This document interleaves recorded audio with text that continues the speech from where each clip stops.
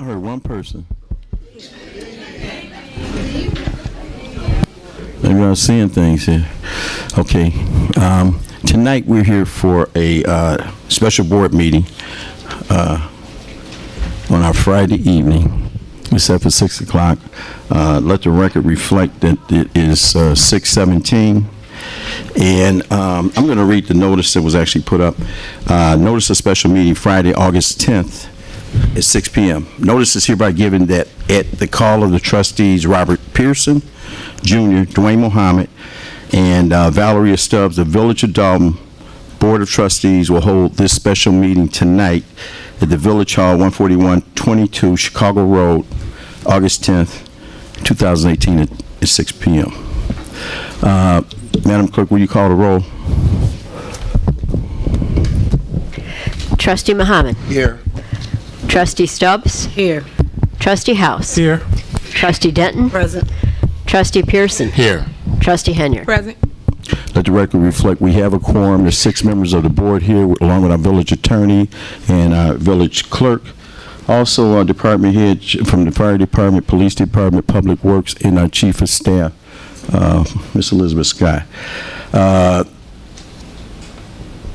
If you all stand for a pledge of allegiance. I pledge allegiance to the flag of the United States of America and to the republic for which it stands, one nation, under God, indivisible, with liberty and justice for all. If you would remain standing, we'll ask Ms. Manier to lead us in prayer tonight. I'm sorry. You got Pastor... Okay, I'm sorry. Go ahead, Pastor Williams. Okay. With the name of God, most gracious, most merciful, Master of the day of judgment, most gracious, most merciful. Yes. Thee alone do we serve, and thine aid we seek. Show us the straight way, yes, the way that thou hast showed those before us, and who go not astray, yes, after we have heard your teachings. A'udhu billahi minash shaitanir rajim. Bismillahir Rahmanir Rahim. Alhamdulillahi Rabbil Alameen Ar-Rahmanir Rahim Maliki Yawmiddin. Iyyaka na'budu wa iyyaka nasta'in. Ihdinas siratal mustaqim. Siratal ladina an'amta alayhim. Ghayril maghdubi alayhim walid dallin. It's said in Arabic. Ameen. Thank you. Okay.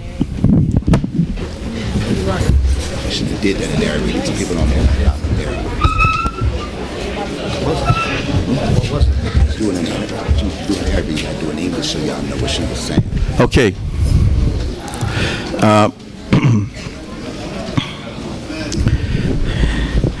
We have one item on the agenda tonight. This special board meeting was called to go over our budget. It's Mayor, can I be recognized? Go ahead.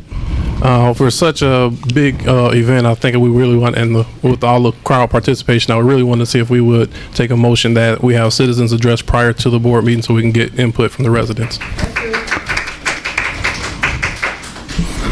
Okay, there's a motion on the floor to have the citizens address and have the citizens address this amended budget. Can I get a second? Second. Okay, it's been motioned and second to hear from our citizens first before we go over this budget. Roll call. On the motion to move up citizens address by Trustee House, second by Trustee Henyard. Trustee Muhammad. No. Trustee... That was no, right? Yes. Trustee Stubbs. No. Trustee House. Aye. Trustee Denton. Aye. Trustee Pearson. No. Trustee Henyard. Aye. 3-3, Mayor. Okay, it's 3-3.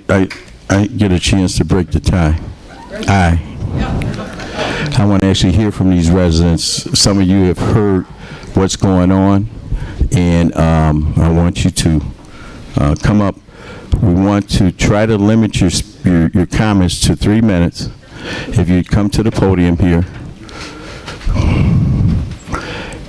And some of you were here at the last meeting, and you had You had a copy of the agenda.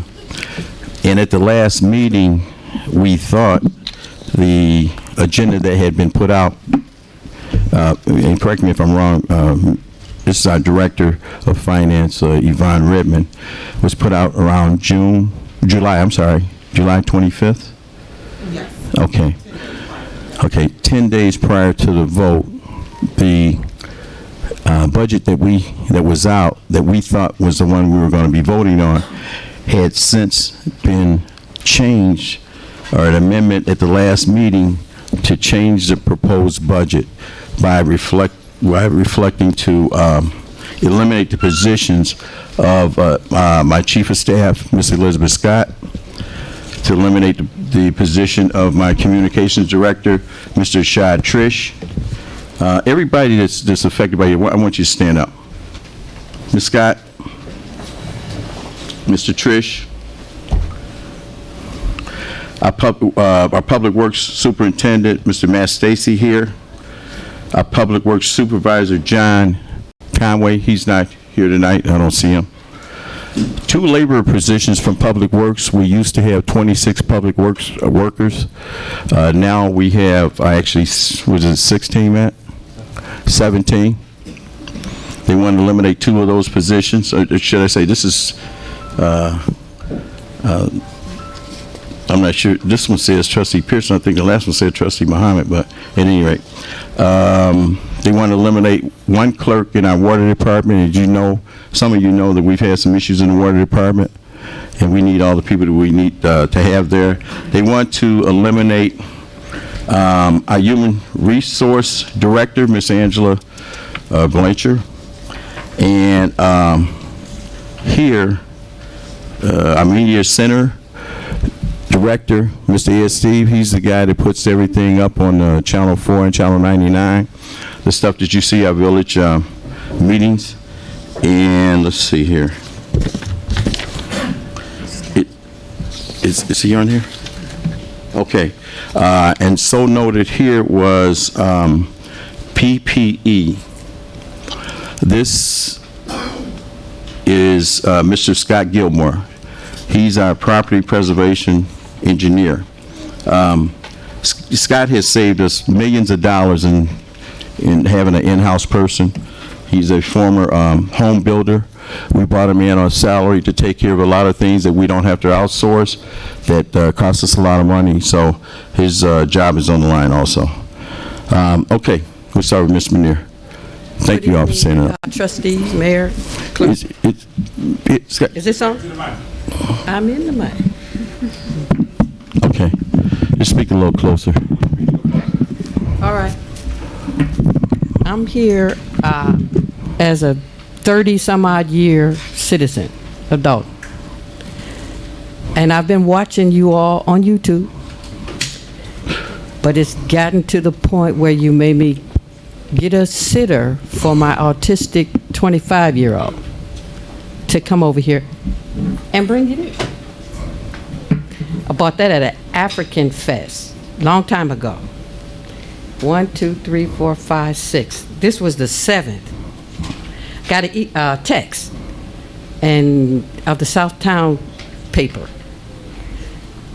I was like, where's our justice representation for the 6 trustees as opposed to 4? I dropped this, accidentally broke it, and it broke the ranks. And this is a depiction, an artifact of African leadership from Ghana. And when they vote, we call in Al-Islam, Shura. We call it Shura. And we all come together, and the best minds choose the best decisions for everybody. Not just a few, everybody.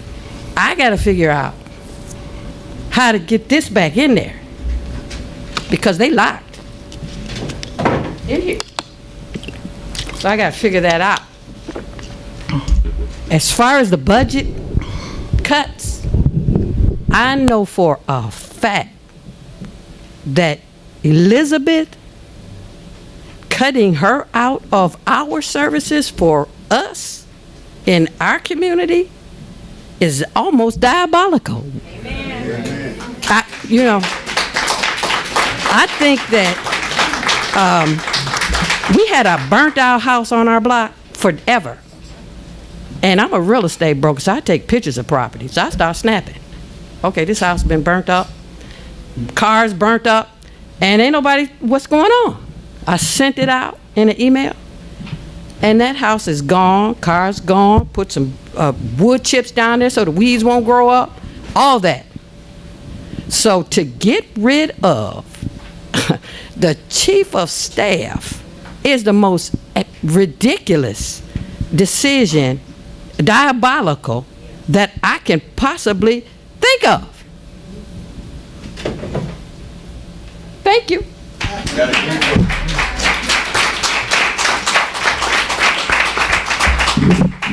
I am Pastor Anthony Williams, a 32-year resident of Dalton, 14926 Avalon. I pastor First Congregational United Church of Christ, UCC, in Berwyn, Illinois. I am praying that you all reason together, because the decisions that you make will be a rippling effect upon all of us. This is not the time to be divided. Mature people agree to disagree, correct? If you're mature. The petty politics that you all are playing, people outside of Dalton see us. A tradition. This has now become a traditional all African American town, black town. But when you look around, it's Harvey, Dixmoor, Robbins, Calder Road. Mayors and trustees are fighting, and millions of dollars are leaving out of the community, Mr. Taylor. This is a key, as goes Dalton, goes the southern suburbs.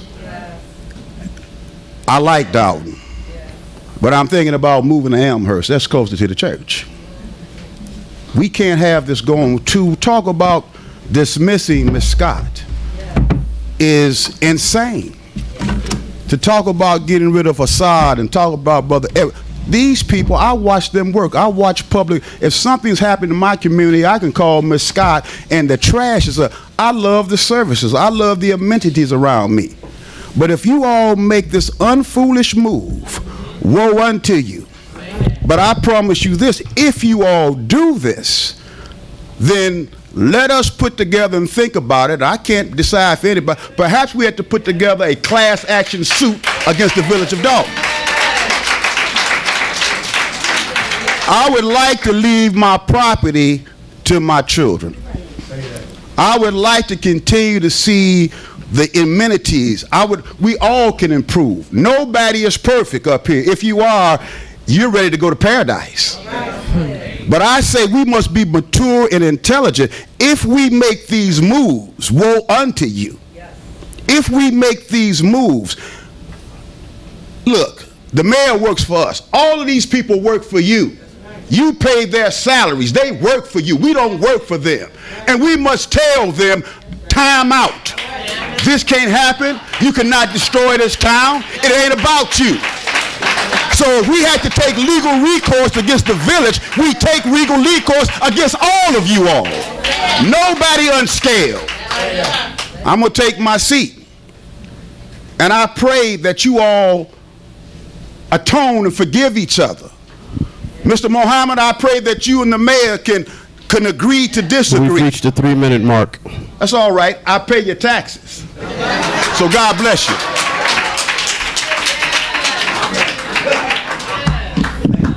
Good evening, everybody. My name is Kevin Griffin. I'm a Dalton resident for 15 years.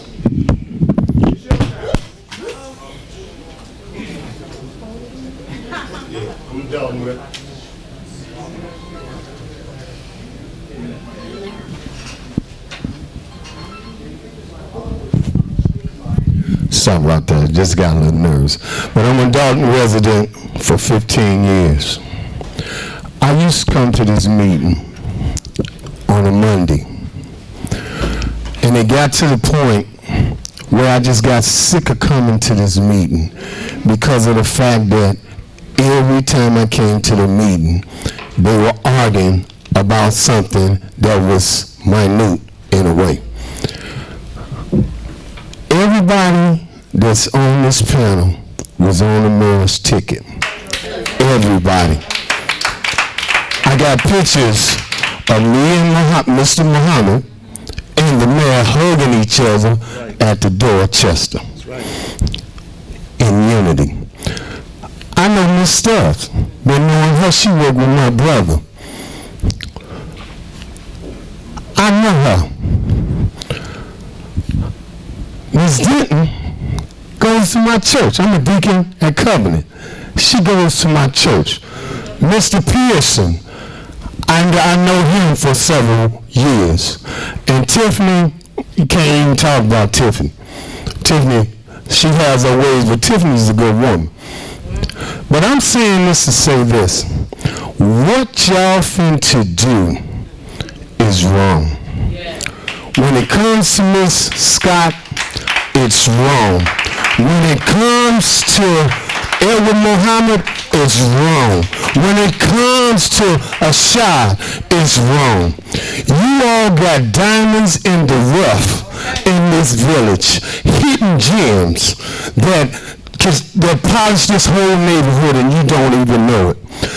Miss Scott was so instrumental in my house being saved from being flooded. I was getting 2 feet of water, y'all. Every time it rained, sometime 3, sometime 4. This woman stuck with me throughout the whole process. She made sure everything that I needed to do got done. Guess what? I got a $25,000 grant and I have no water in my basement. And you're going to tell me you're going to fire somebody that want to help the community?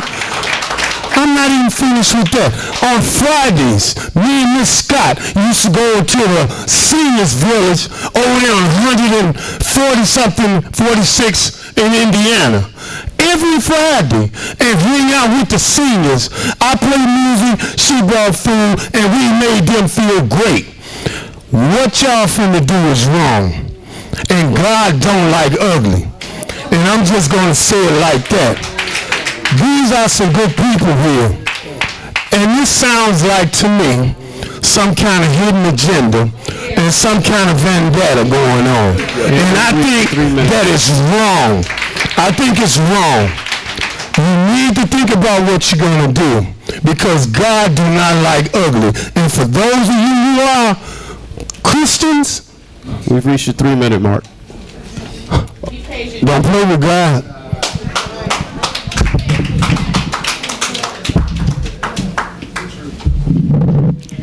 Good evening. My name is Arlecta. I'm going to try to stay within my 3 minutes.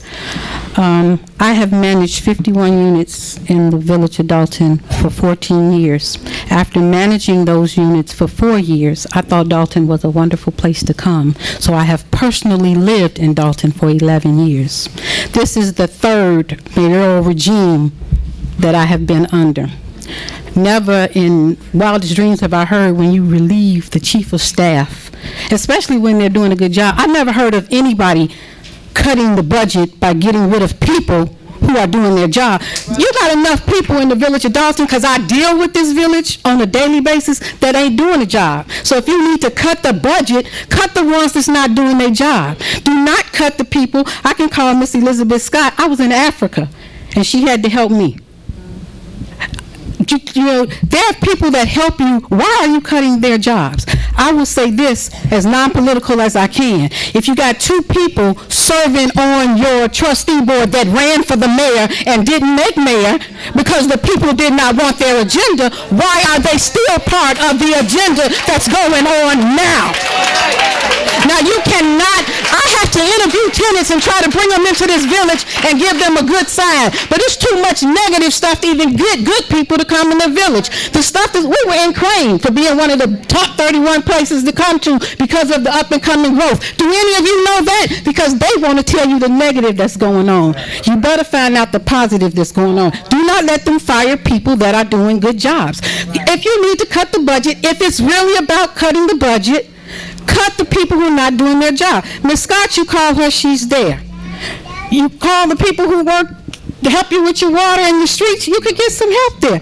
Matt, come with some help for you. You got Mr. Shaw, he's on Channel 4 telling you every good thing that goes on in this village. If you want to publicize this village, you got to tell people to try to go on YouTube and watch the interviews and the grand openings and the ribbon cuttings that Rashawn is putting out. Not the people who up here, they call in the news stations for the negative stuff.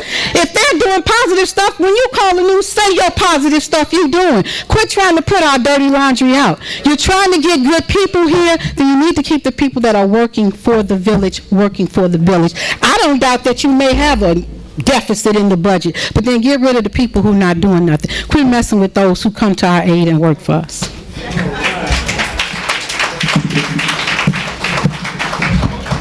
Hello, everyone. My name is Elaine Wheatley, and I've been a resident of Dalton since 2012. I've been coming to these meetings. I've been very disturbed by what is going on at the meetings. We pray when we come into this place, but the Spirit of the Lord is not hovering over this place. There's a diabolical force that is here that has to be dealt with. Now, in the matter of Elizabeth, and I wrote this out because I had to think about it when I heard about what was going on, and also the other staff that is here that's doing great job, wonderful work for the community. But the matter of interest regarding Chief of Staff Elizabeth Scott is of grave concern to me as a Dalton resident. I have known Ms. Scott for a couple of years, and my first contact with her was most impressionable. She returned a call I made concerning a certain issue in my neighborhood. We discussed it, and I agreed to come down to the village to meet her. She was very approachable and friendly. I liked her aura. The thing I admired most about her was her need to serve our community with a spirit of excellence. I offered my support to help in any way possible. I have observed her interpersonal skills and attitude. They are most needed here at this office. I have seen how she supports our mayor in his responsibilities and his well-being. While being a volunteer, I have grown very fond of Team Riley. I have come to look at my community in a different way because of Chief Elizabeth Scott, the volunteers and the mayor and the other people that work closely near them. Our community has a lot of needs. However, you can't replace the loyalty, commitment, and faithfulness that Chief Elizabeth Scott has invested while she has been in her office as Chief of Staff. And here are some things I know personally about Chief Elizabeth Scott. One, she cares about the concerns and the complaints of the village residents and acts on them in a timely manner. She organizes and plans events in our community that are conducive for community outreach and community support. She has developed a sizable volunteer group to support the mayor and the village where there is a need. She is able to effectively manage, oversee, and delegate the events and functions that are planned for the community and the mayor. And she demonstrates teamwork and exemplifies its creativity in her functions with the volunteer group.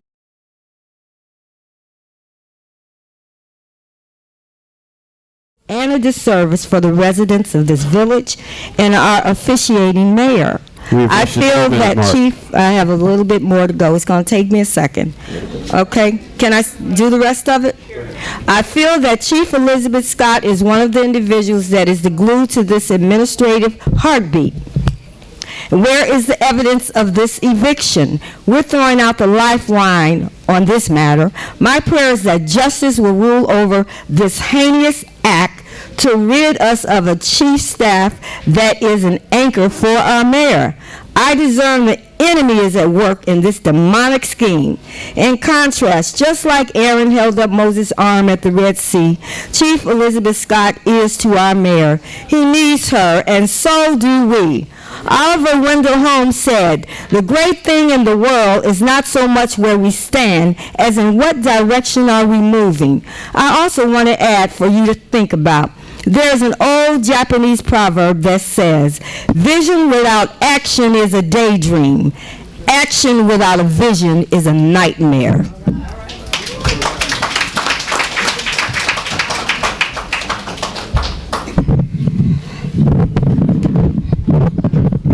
Uh-oh, I hear all the there go that boy with all that energy, huh? Good evening, everyone.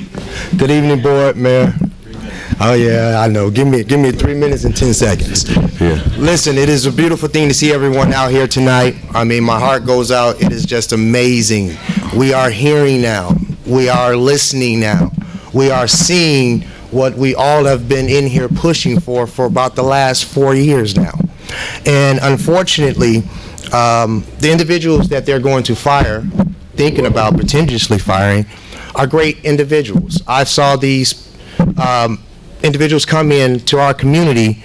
We came in as a whole together, and before we did, there was no events, there was no gospel fests, there was no real man cooks, there was not all of the bike ridings and the unity that is trying to be formed being even instituted in our village.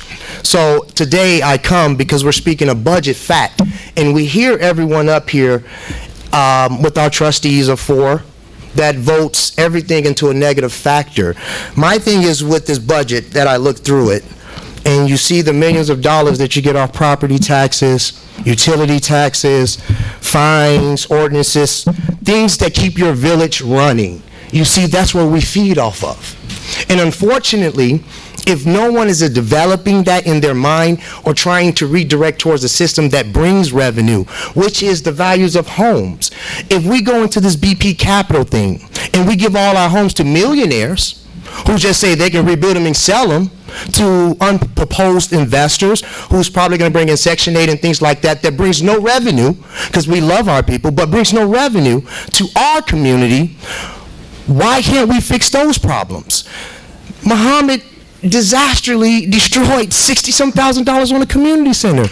That's 3 people's salary almost that you're finna fire because what? You don't have an idea. What they're doing and what you're doing is not thinking, my people. This is us. This is our community. This is us. If you don't have love for us as a whole, who do you have love for?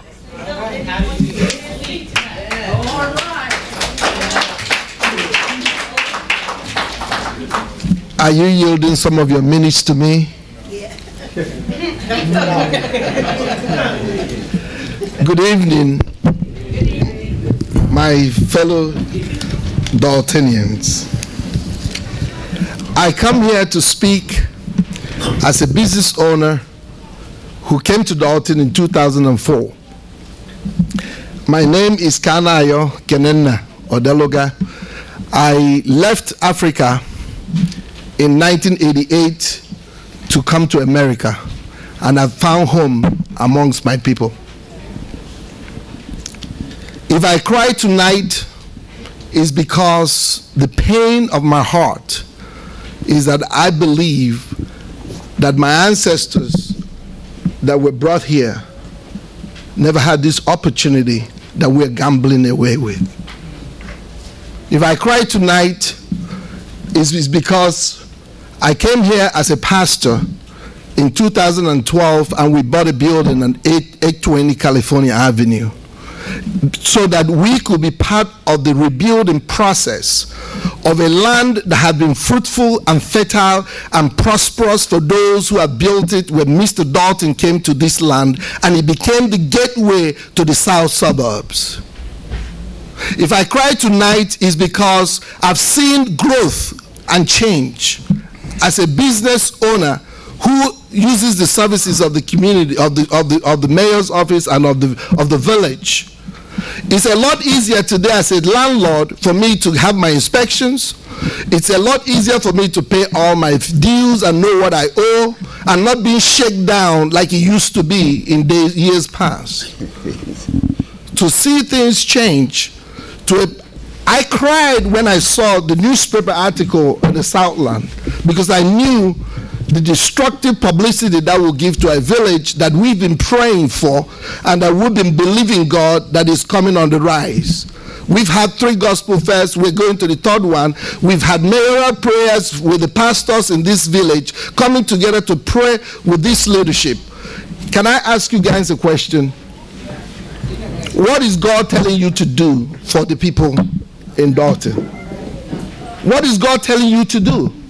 Not what you're thinking to do, but what is God, the one who owns the heavens and the earth? What is he telling you to do for the people of Dalton? You want to answer? Can I answer that? And if I can ask a favor,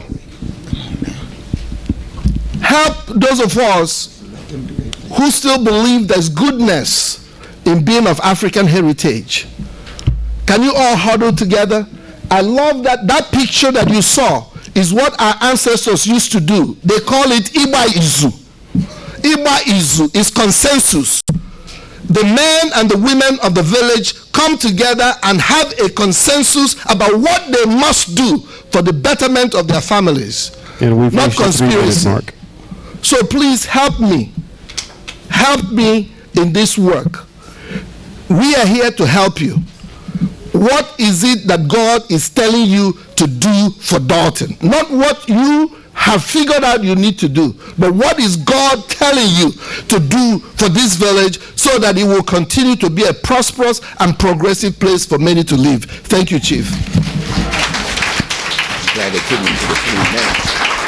Stick to the script. Well, good evening. I am Sandra Wells, a 19-year resident, and I appreciate every word that's been said tonight, and I must echo those. I, however, have questions. So when we're talking about this budget and the consideration for cutting positions, mainly a lot of the positions are directly reporting to the mayor. Those roles play a key part to our community. I want to ask each trustee, once those positions are gone, if they do leave, are you willing to step in and do their jobs? That is a question. Your question be answered at the portion of the budget. We'll go over that particular question. This is a very general question. Are you willing to step in and do the job? Okay. House, would you be willing? I'm not in support of the cut, so my prayer is that we move forward with the staff that we. And that's really how it should direct it. Those that are in support of the cut, will you be willing to step in? Pearson, would you be willing? I'm willing to do certain things. Certain things. Okay. Well, I'm afraid that if these cuts are made, the residents of Dalton will become the collateral damage as a result of the vote to eliminate these positions. We all know what the right thing is, and you still want to go and, you know what burns me up? I'm sorry. The way that the smug looks that we're getting, I despise that. It's disrespectful. Oh, Jesus. Some paper on it. And I just want, one other question, I'm going to sit down because I know there's other people and I don't want to be here to one. I just want to know what other recommendations were made, or was there anything else considered when you decided that these are the cuts that were needed? Is that going to be discussed later too? I'm not surprised. I'm not surprised. But I also looked at the budget and the line items on here. There are some different, this isn't an easy budget to read, quite frankly, but I got through it. And what we're showing as budget and what's actual, I really have a lot of questions. So I'll wait for that time to bring those questions up too.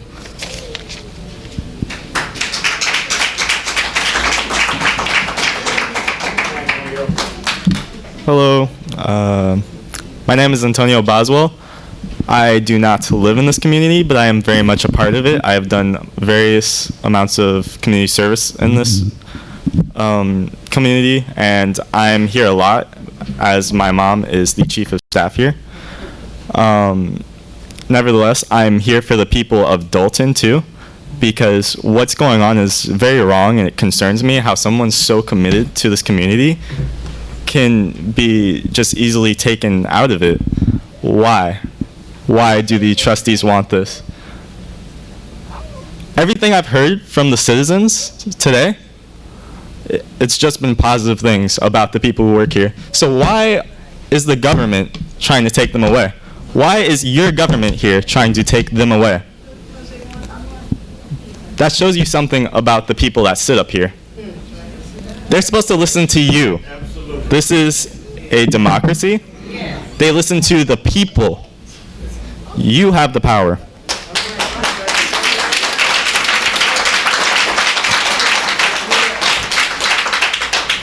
And so, going back to it, it makes no sense to me how you can get rid of people who are doing only good in the community.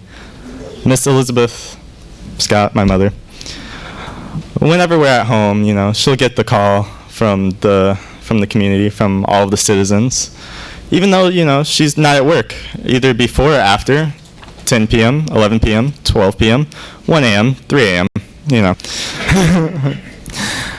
She comes home late, goes out early to come here and support this community because she loves it, frankly. Whenever I come home, whenever she comes home, it's just a bunch of talk about Dalton because she loves the community, loves you people. She's seriously considering moving here. She really likes it that much. And from the time that I've spent here, it's a beautiful community that's only blossoming and becoming a great place because of all of you. So you can't get rid of people who are only doing good in the community. My mother, Ashad, Ed, Matt Stacy, all of these people have only done good in the community. I have not heard one citizen complain this whole thing. I have not heard one. That shows you something. And all I have to say is, remember, they listen to you.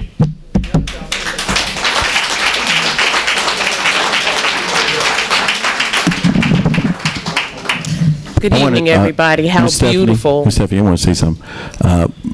So many days and nights and weekends that Elizabeth is here, and you know, I have to tell her to go home. And some nights she said, "Well, Mary, you know, I can't stay tonight. You know, I got a teenager, and I'm not ready to be a grandmother." And I understand that, but I think as much time as Elizabeth puts in here, and some of the other people told me, Shad, Ed, they're all great. Matt, you know, I can call anybody, Angela, call anybody, and they come out any time of night, a day, and you need a team like that. But I know Antonio has kind of suffered with his mother, and you know, and I mentioned earlier at the other meeting, you know, as many hours as Elizabeth puts in, and Shad and Ed, I mean, it, you know, they probably equates to $4 or $5 an hour than what the salary that they make here. So, Antonio, we appreciate the you sharing your mother with us. Good evening, Dalton community. I have to say how beautiful it is to see each and every one of you out here. And that really is a testament to tell you all who are trying to get rid of these staff members. These people came out here for them, not just for you. Election is coming up in February. If anything happens to these people, you can guarantee I'm going to work hard to make sure I get rid of your seats. However, I'm sorry, without becoming too negative, without getting negative, I'd like to know, and I've already addressed you all with this question for over almost a year now. When are you guys gonna, before you start rushing and making decisions, when are you gonna start taking the votes from the citizens in this city to determine if that's what we want or not what you want? We pay your salary. I mentioned that to Trustee Pearson. I did ask him earlier. He didn't have a question for me. I mean, I could go negative. There's so many things I can go negative about, but I don't want to do that today, because these beautiful people are out here today, and I need them to know you can demand anything you want to know about this village, about this board. You can request a FOIA request that is free of charge, up to the first 50 pages. Anything you want to know, anything you felt that they may have lied to you, may have deceived you about anything, you can request that information. But I pray to God the next time that we come out to these meetings, and I know we don't have a chance to make it out here every month or to come out here for this nonsense, bring a person with you. Start your 18-year-olds to getting interested into what's going on, because they are our future. Somebody's going to have to carry this on, and we need new blood. Let's keep it real. But, however, again, I do want to ask, when are we going to set up something where the citizens of this community can sit down with you guys before you decide to make any vote, so we can let you know what our thoughts are? When is it? No, I don't want to wait on no crickets this time. I really don't. This is something I've been talking about for almost a year. Can I have an answer today? Well, you can sit down with me anytime you like. I got you, Mayor. But I don't have the power to help you. So, I know you don't like me. It's all good, though. I'm sorry you said that, But, in certain cases, I can help you. But in most cases where decisions are made, money is spent, I can't help you, because I don't have the power to do that. I know that these trustees pretty much have the power, and then there are some who are getting their palms greased, unfortunately, and we're really sick and tired of it. We are sick and tired of being sick and tired. Thank you. I'll be back.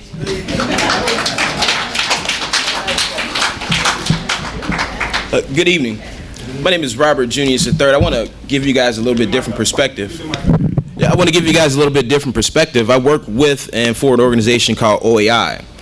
What we do is we provide jobs and job training for individuals that need to go to that next level. We're here in the village of Dalton because of Miss Elizabeth Scott and the support of the mayor. Right here today, as I stand here today, I personally have placed 13 young adults in full-time positions paying at least $12 an hour. And they're all residents of Dalton. I've placed 7 more adults in full-time positions right here in Ardagh, and they're making at least $17 an hour right here in Dalton. The reason that's happening, the reason that we're here, is because of the commitment that's been put forth by Ms. Scott, the commitment that's been put forth by the mayor, who came to us and said, listen, we want to do something good for the residents and for the community. I don't know if you've had the chance to speak with Ms. Scott, but every conversation, every interaction I've ever had starts with, what can I do for the residents of Dalton, and ends with, what can I do for the residents of Dalton? And we're here providing real economic change. I don't get into the politics, it's petty. And oftentimes it's ugly, and it should be that way.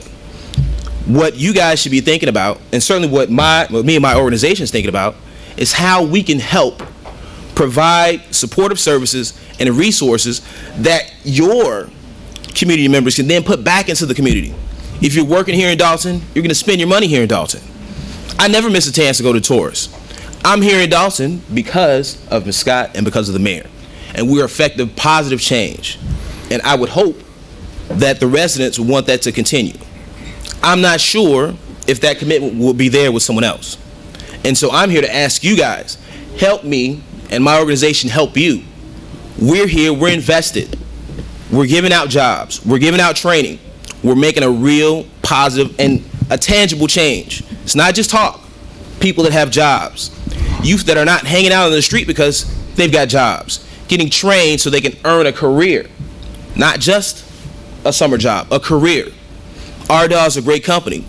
We're committed to providing them with candidates. The first selection comes from Dalton residents. That's because of the commitment from these two. And so, like I said, I can't get into the deeper issues surrounding this, but what I know is that economically, this is a tireless advocate for this village and for its community members.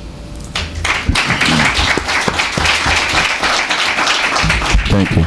And I just want to make a comment, and we appreciate your help for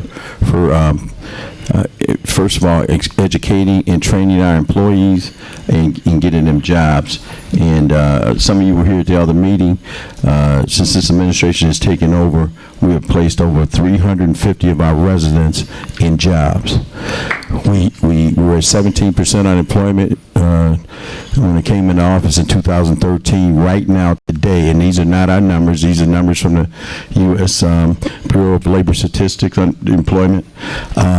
We're at 6.6% in 5 years by placing those 350 residents in jobs here in the village.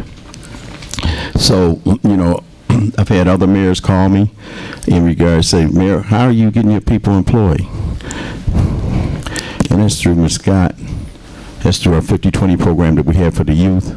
That's through OAI, the Department of Unemployment Security. We've reached out to every entity that we can to try to make sure that we can serve our residents and make sure that they get employment. Pastor Straight. My name is Charles Strait, and I'm the pastor of the Faith United Methodist Church here in Dalton. In full disclosure, Mayor Rogers is a member of Faith, but I am here because of my interaction with the staff and not him. We've had a few programs at our church that have been summer feeding programs for young people who needed a meal, and that work was done by Ms. Scott and Brother Schott. They've done other community service things through our church that we got no compensation for, by the way. There's no quid pro quo going on at all. I don't owe the mayor anything. He doesn't owe me anything. But this is about the issue of how the staff does the work of the village in any through any means that they possibly can. So our building is there, open to be of service to the village of Dalton, and they took advantage of those opportunities whenever they could, and came to me and said, "Can we do this at your church? Can we have this meeting? Can we have this event?" It's never an issue. I am the pastor of a small church. We have a big campus, but we have a small number of members. And so I know what it feels like to have to deal with a budget that is minuscule. There have been times when I have not gotten a paycheck because I needed to make sure that my part-time assistant, my part-time custodian, and my musician was paid.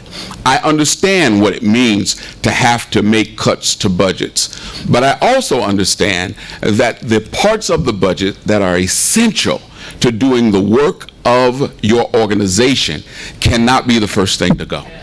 You have to look at other ways to make those things happen. And so I want to make that appeal to you tonight.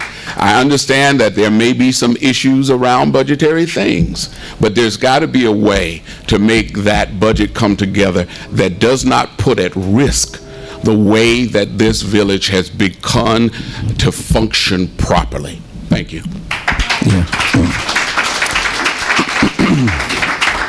Thank you, Pastor. Thank you, Pastor Straight. You know, you mentioned that summer feeding program for the children, and that program was actually in jeopardy of being cut or being altered because of one of the refrigerators at the church there was not operating properly, and we did not, or the church did not have proper refrigeration to refrigerate the food that was donated by. Did that come from a Raider Food Depository? Okay, so we've reached out to Menards. We told them that Pastor Straight, Faith United Methodist Church, had a summer feeding program. It was in jeopardy because they lost refrigeration in one of their refrigerators there, and Menards donated a refrigerator, a $1,100 refrigerator that was big enough to accommodate the food. So that summer program was not in jeopardy, and Ashad and Elizabeth was in the forefront of that program that fed a lot of our children here in the village of Dalton. So to echo in regards to all the events that we put on at the Faith United Methodist Church, and they reach out to us to assist them in certain programs, it's just a compliment to hear from this pastor in regards to the services that these employees provide.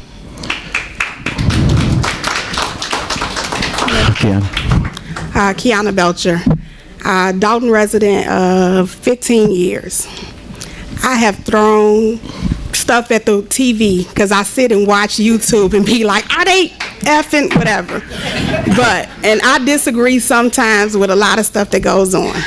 But I done sat here and seen campaign stuff. I'm your trustee, mayor stuff. I'm for the village. These positions that y'all are trying to eliminate can be detrimental to our village. It has to be some type of negotiation somewhere. I'm not holding one of those signs because there are a couple on them that I personally feel can probably be obsolete or part-time, personal opinion. But if y'all sit here, take $15,000 off of every trustee's pay, y'all got $90,000 to do something with. This is the highest paid trust village that has trustees. You go to any other town where trustees are, they're making $12,000, $640 per meeting. All this money that they making, if you love the village, cut your pay. Cut your pay. If you love the village, cut your pay. Make the sacrifice. Now, there are definitely a lot of things that I can go back and forth and be like, nah, I really don't. Elizabeth, I have never really had too much contact with you, but Matt, he's the guy. He's been here, he came, he showed up, he do what he's supposed to do. So when we have people that has finally got to a point where they're educated, they know what they're doing, and not just going flipping papers, we need to at least look at some type of negotiation to make these people continue to stay here to help us progress. Thank you.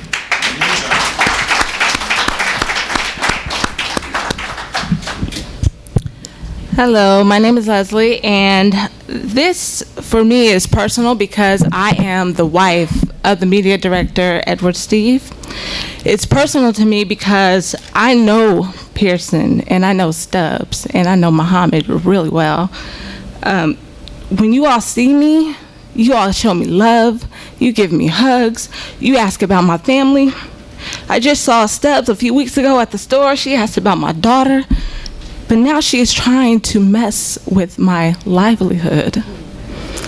Muhammad, brother, I've known you for years. Our children have played together. We've broke bread together. We've sat in social settings together. And now you are messing with my livelihood because you mad at my husband because he is supporting the man you told him to help.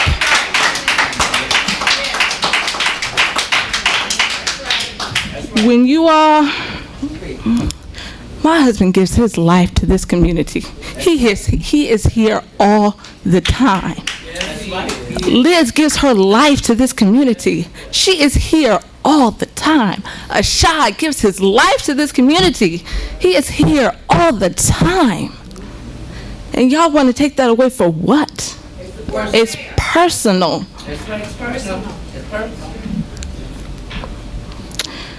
I just want to let y'all know that these people are making a difference in this community.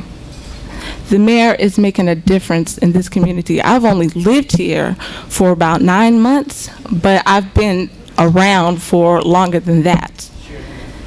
And I'm gonna tell you right now, I'm a part of this community now. I'm with the mayor, I'm with his staff, and I am gonna do my best to help continue to be with the mayor and help make this a better place. Thank you.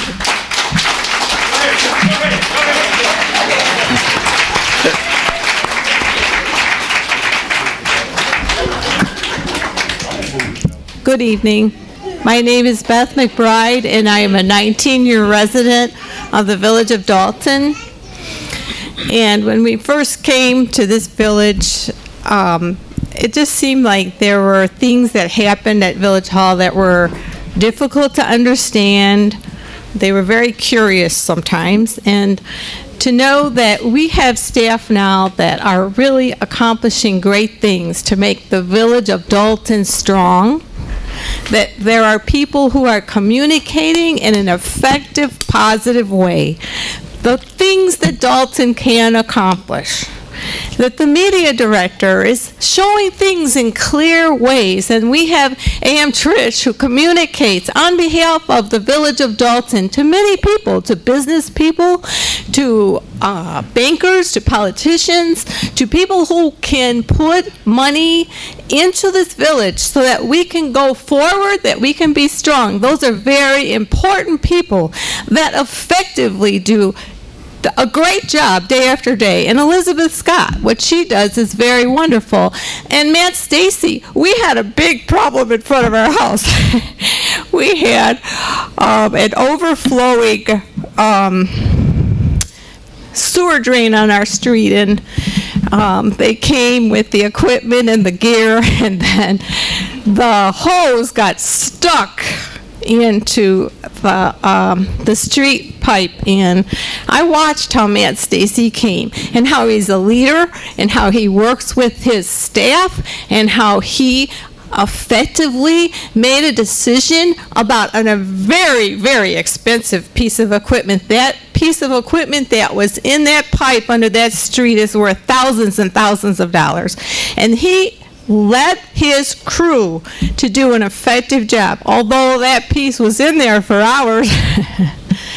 And that day I wasn't able to leave because I am a volunteer at the Hines VA Hospital. I volunteer there. As a volunteer, there is a food pantry there for veterans who have challenges regarding food. And so that day of the week I am busy. But if there were not enough staff here, I would be willing to volunteer on Monday, Tuesday, or Wednesday afternoons.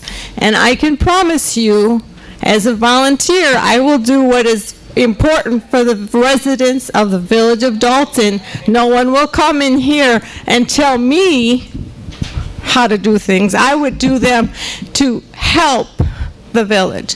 I hope it never comes to that point, because I would serve the people of Dalton as a volunteer if that was an important thing to do. But I am imploring the trustees to take another look at the budget, and that they would not write out these employees who are doing a very effective job for us as the residents of the village of Dalton, Illinois.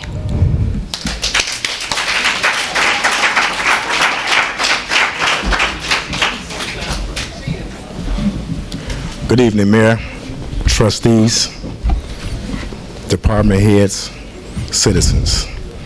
I'm going to introduce myself briefly, but who I am is not important. I'm a deputy chief of the city of Harvey. I've been in law enforcement for the last 22 years. In that, I learned how to be a servant. We open up every city council meeting with the Pledge of Allegiance, followed by prayer. Somehow, when we attempt to lift God out, we push him up. Lift him up, we push him out.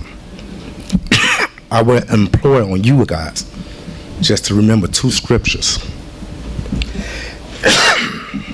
Let he who will be great among you, let him be your servant.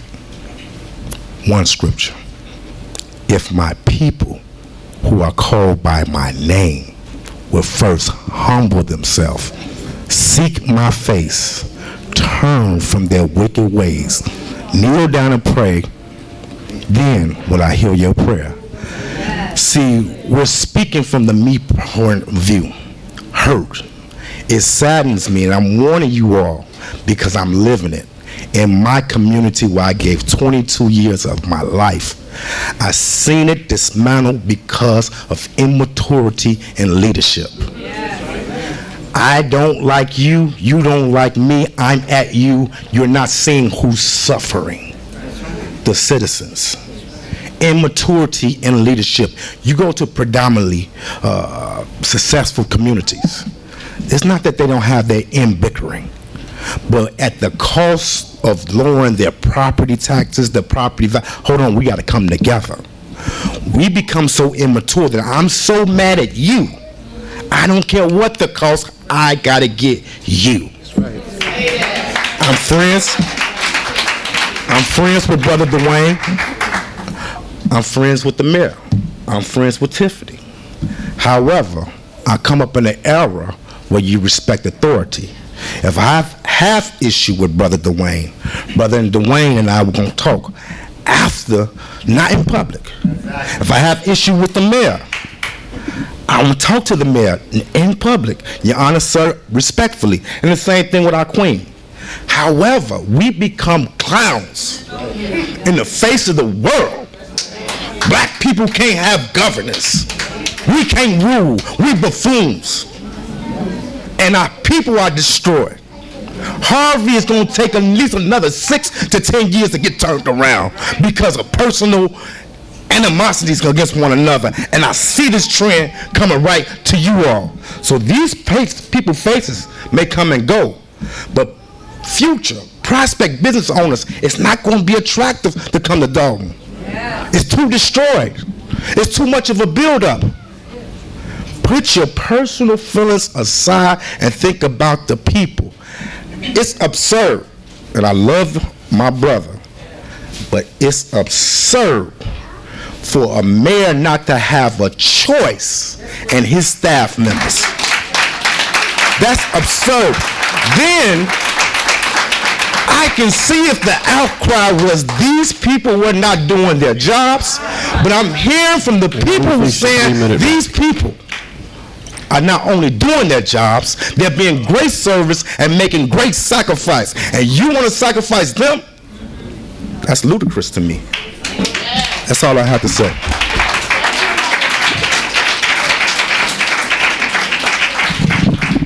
Hi, my name is Shavante. I'm here on behalf of Elizabeth Scott.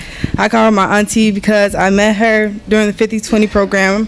That's how I got my first job in my first resume class, and I am not an easy teen to deal with at all.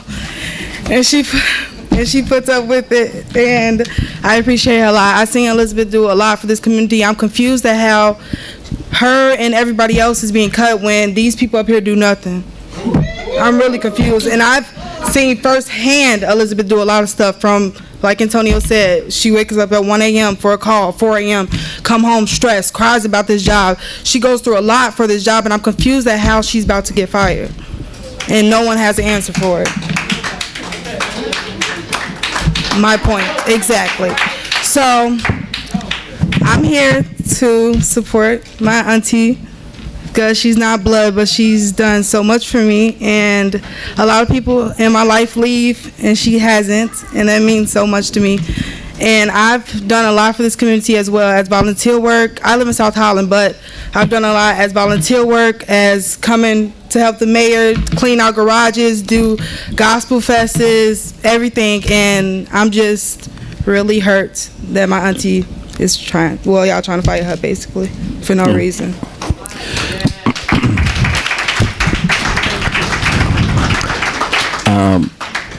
Shante was one of our 50-20 program employees, I guess we can say. We started a 50-20 program about 3 years ago, and this synonym 50-20 was that we wanted to hire 50 youth from the community for 20 hours a week at $10 an hour, which would equate to $1,600 for the summer for 8 weeks. And also, we held a resume writing program, which, as Shante said, some of the youth had not been exposed to resume writing. We were able to get jobs throughout the community for all of those 50-20 students, and we had a portion of them working in the village in every department: housing, the administration, my office, public works, people up at the fire department, police department.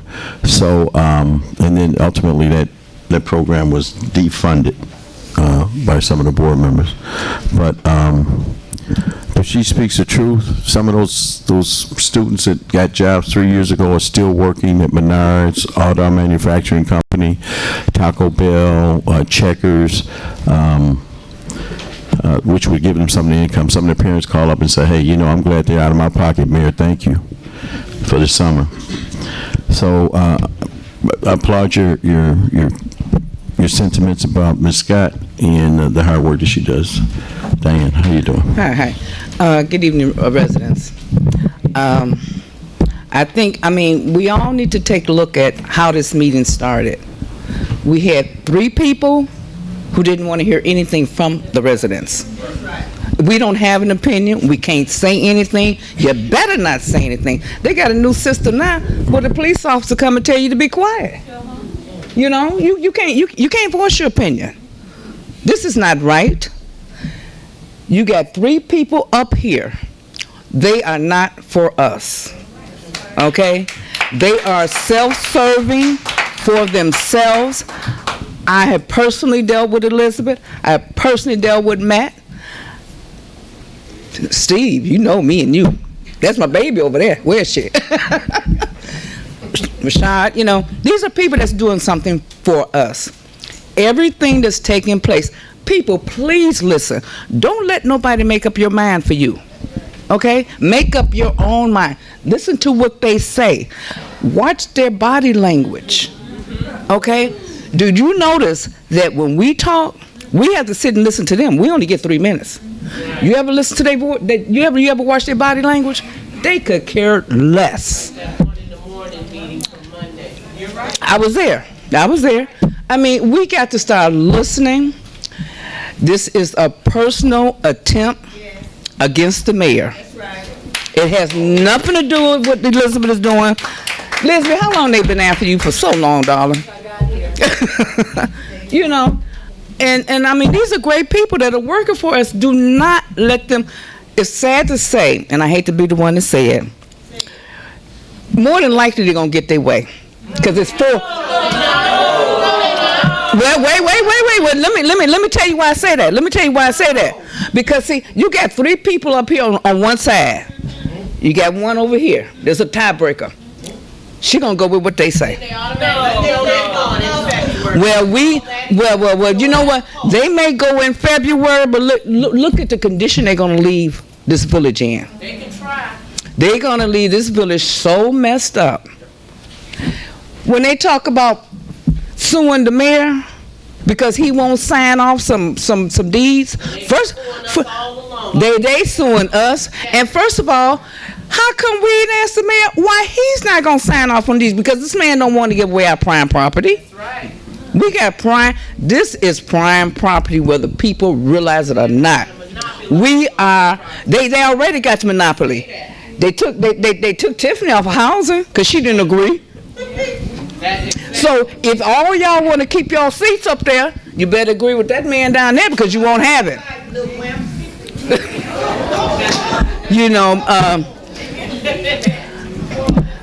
The morale in our departments are so low that it's just unbelievable. I even went to the chief. And we've reached our 3-minute mark. I still want to have that barbecue, chief. You know what I'm talking about. Thank you for my 3 minutes.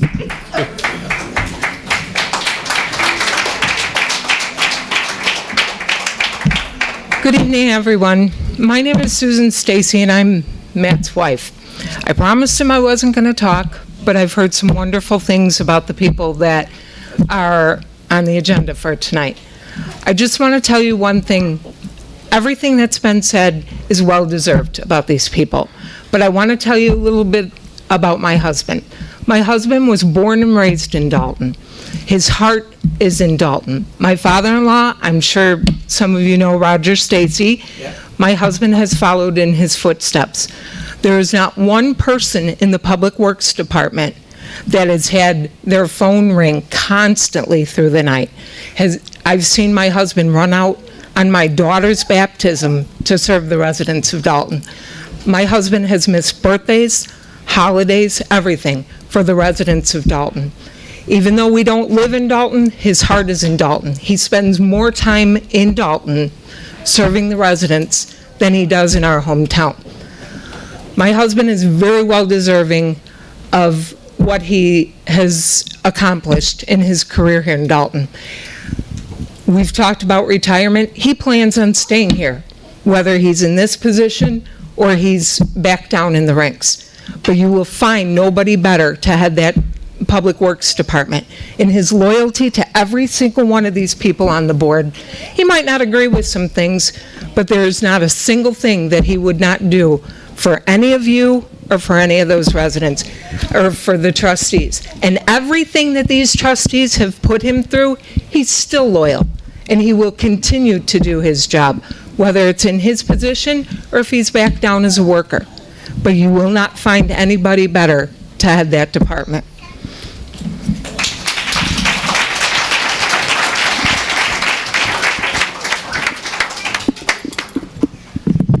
Good evening.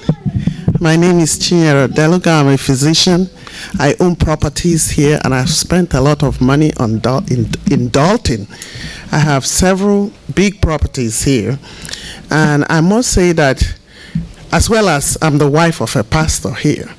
So we pastor a church in Dalton, and we are the ones involved in that Gospel First also.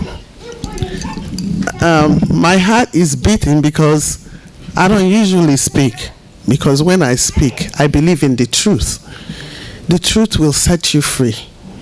But I think I have earned my place to speak the truth. And it may not sound so good. I see everybody talking about the help they have got from the crew here. And I must say that it was until this mayor came on, we were ready to sell that house for anything, all our buildings. Because every day they will shake us down, they will send police to the building every day, every night. They will disrupt our parties and everything. Until this mayor came, and we found a human being first. And you know who the other mayor was? Shore or whatever. It must be Shore.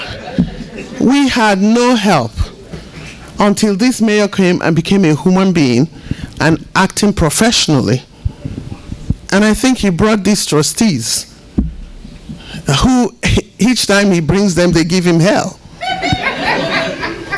So I'm here to say that it's an unfortunate situation here. You all are talking about how good they are. But actually in America, you can't get your right until you sue them. You understand? We have an attorney here. He needs to tell us what is the citizen's right to sack the trustees that have been harassing them. Every day I come here, we pray, we plead with these trustees to work with their mayor. And it's a shame that somebody brought you on board only for you to backstab him. And every day, yes, every day you disgrace yourselves. Every day you disgrace yourselves on these positions. Yes, you do. Adults doing bad things. You disgrace yourself and make us look terrible. And we are professionals. And we have spent a lot of money in this community, and we want it to change. At least it will change to be better than Harvey. We're almost there at the bottom. So the other thing is, I have two things. I did not know that these trustees get paid. And we have reached the 3-minute mark. I have to finish. The trustees should not be paid. You should change your laws. If they are willing to give their time for the city, then they can come and be trustees. Then we can see their faces there. We can't pay them. If they don't have enough money to take care of themselves and get a job, then they don't need to be your trustees. Every time a black man is given a position, people come around them to say they need a job, and they can't do the job, and they keep harassing everybody. This trustee, I don't know. We're past the 3-minute mark. I know. This trustee is holding the whole community hostage. And what are you going to do about it? Are you going to let yourself be held hostage? What right does the citizen have? How do you sack people who are harassing you and won't let your mayor work? You have an attorney here. Attorney, I need you to answer and tell the people what their rights are and what is in their constitution. If it's only to vote them out, there must be a place for impeachment. Where do you impeach them? You need to let the people know what is their right, because they are begging the trustees to leave their staff. And they have plain faces here, and you told me they'll probably carry it through. So you need to think about what is your recourse. If they fire these people, can they sue a class action suit?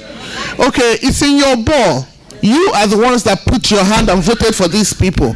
You vote them out, or you impeach them, you sack them, or you sue them for harassing you. I've been harassed.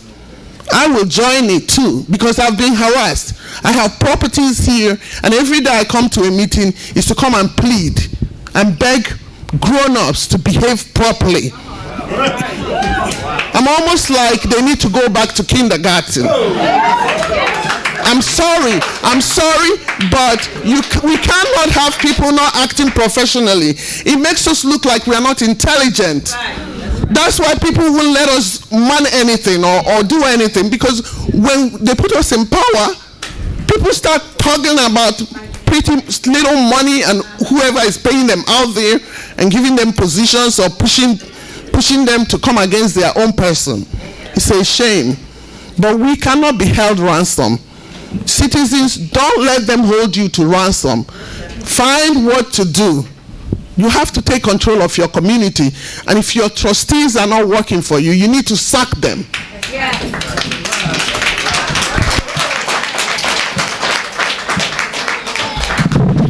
Good evening. My name is Tammy Brown. I want to thank you, Trustee Denton, for allowing the citizens to speak.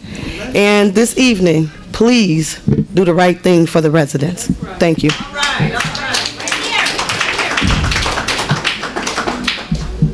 Hello, everyone. My name is Jonah Robinson. I own JR's Jamaican Jerk in Dalton, right there on Sibley. When I was 22 years old, I bought my first property here in Dalton, okay, with the advice of the other administration around that time. They said, Jonah, buy you a property. You can come up. And I guess I'm 38 now, 22 then, and I own 2 restaurants, 5 houses here in Dalton. Dalton is my city. Dalton is my come up. I came up here in Dalton. You can't tell me nothing about Dalton. But what you can't tell me is that y'all gonna fire Liz. You're not gonna tell me Ashad not gonna have a job. You're not gonna tell me Ed ain't got nowhere to go when it's over with. Okay, because they are instrumental in helping me. I go to them, I talk, and they listen. Hey man, we got some advice, man. We're gonna do Shop Dalton for you. You know how much sales I got after that? You know, 50-50 program, man, help these kids out. You know how many kids I hired?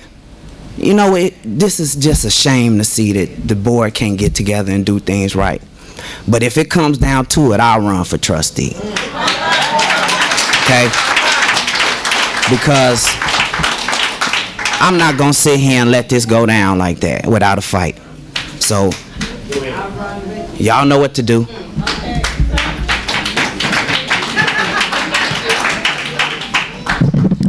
Good evening, trustees, mayor, citizens in the village of Dalton.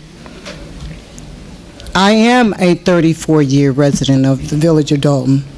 Myself and my 6 children and my 7 grandchildren. I said I wasn't going to say anything tonight, but we were here Monday night until 1 o'clock in the morning, and we still did not hear the budget. I'm asking this evening, can we hear the budget? Then you don't know what's not in there to help reserve or preserve positions. Understand, do you guys understand that we're $8 million that we owe to the village of Dalton? And you know what, I may get stones thrown at me, but somebody gotta speak. You all are speaking, I'm not taking anybody's sides. There's an $8 million deficit owed to the city of Chicago.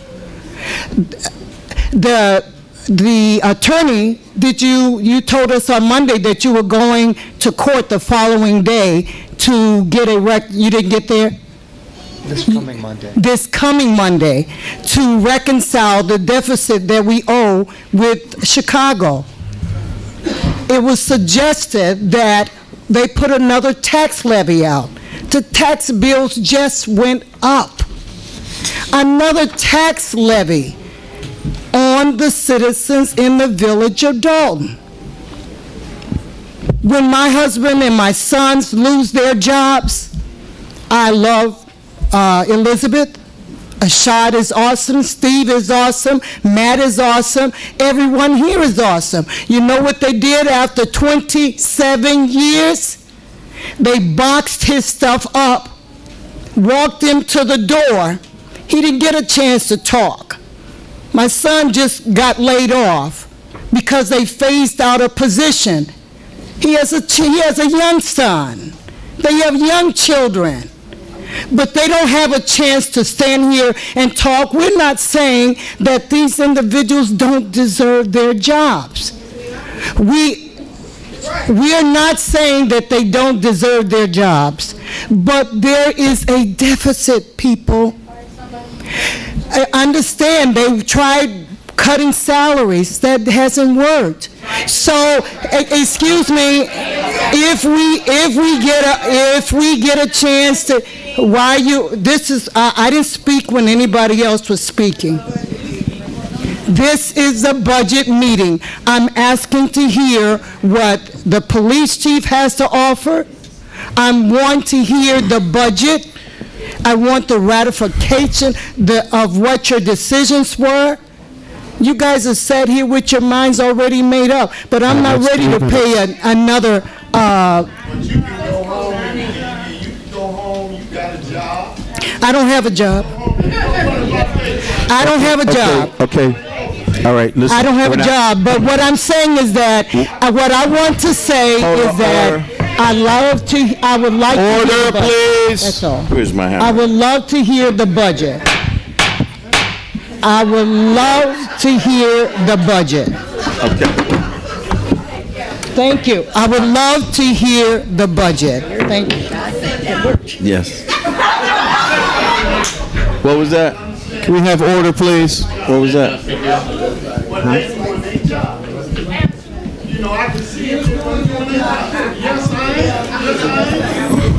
Okay. Mr. Griffin.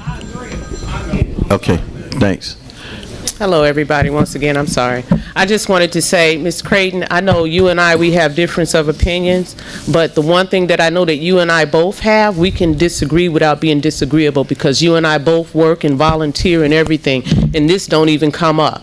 So, and I wish this board could get on board with something like that. Why come you can't disagree without being disagreeable, which is really, really sad. But I have a question, and I think I want to address this to Trustee Muhammad specifically, because I think you taught me about the Open Meeting Act. I was just wondering, was that you guys I saw like last week Friday together, the three of you? Did I see y'all in the community convening together? It was actually 4 of y'all. I think it was on Chicago Road. I want to say, I don't know, between like 140, and it was Friday, about 3-ish, I guess. I want to say between 140, maybe 44th and 148th in Chicago Road. I know I ain't crazy. Did I see you guys? I mean, I think that was you guys. And isn't that a violation of the Open Meeting Act? Hello? No more crickets. Come on, we need answers this time. Y'all been quiet all day. Yeah. Is that not a violation of the Open Meeting Act? Am I deaf? What's going on? Can you hear me? This is frustrating. People come up here and ask questions and they can't even get an answer. Now, if you want me to take it there, I'll take it there.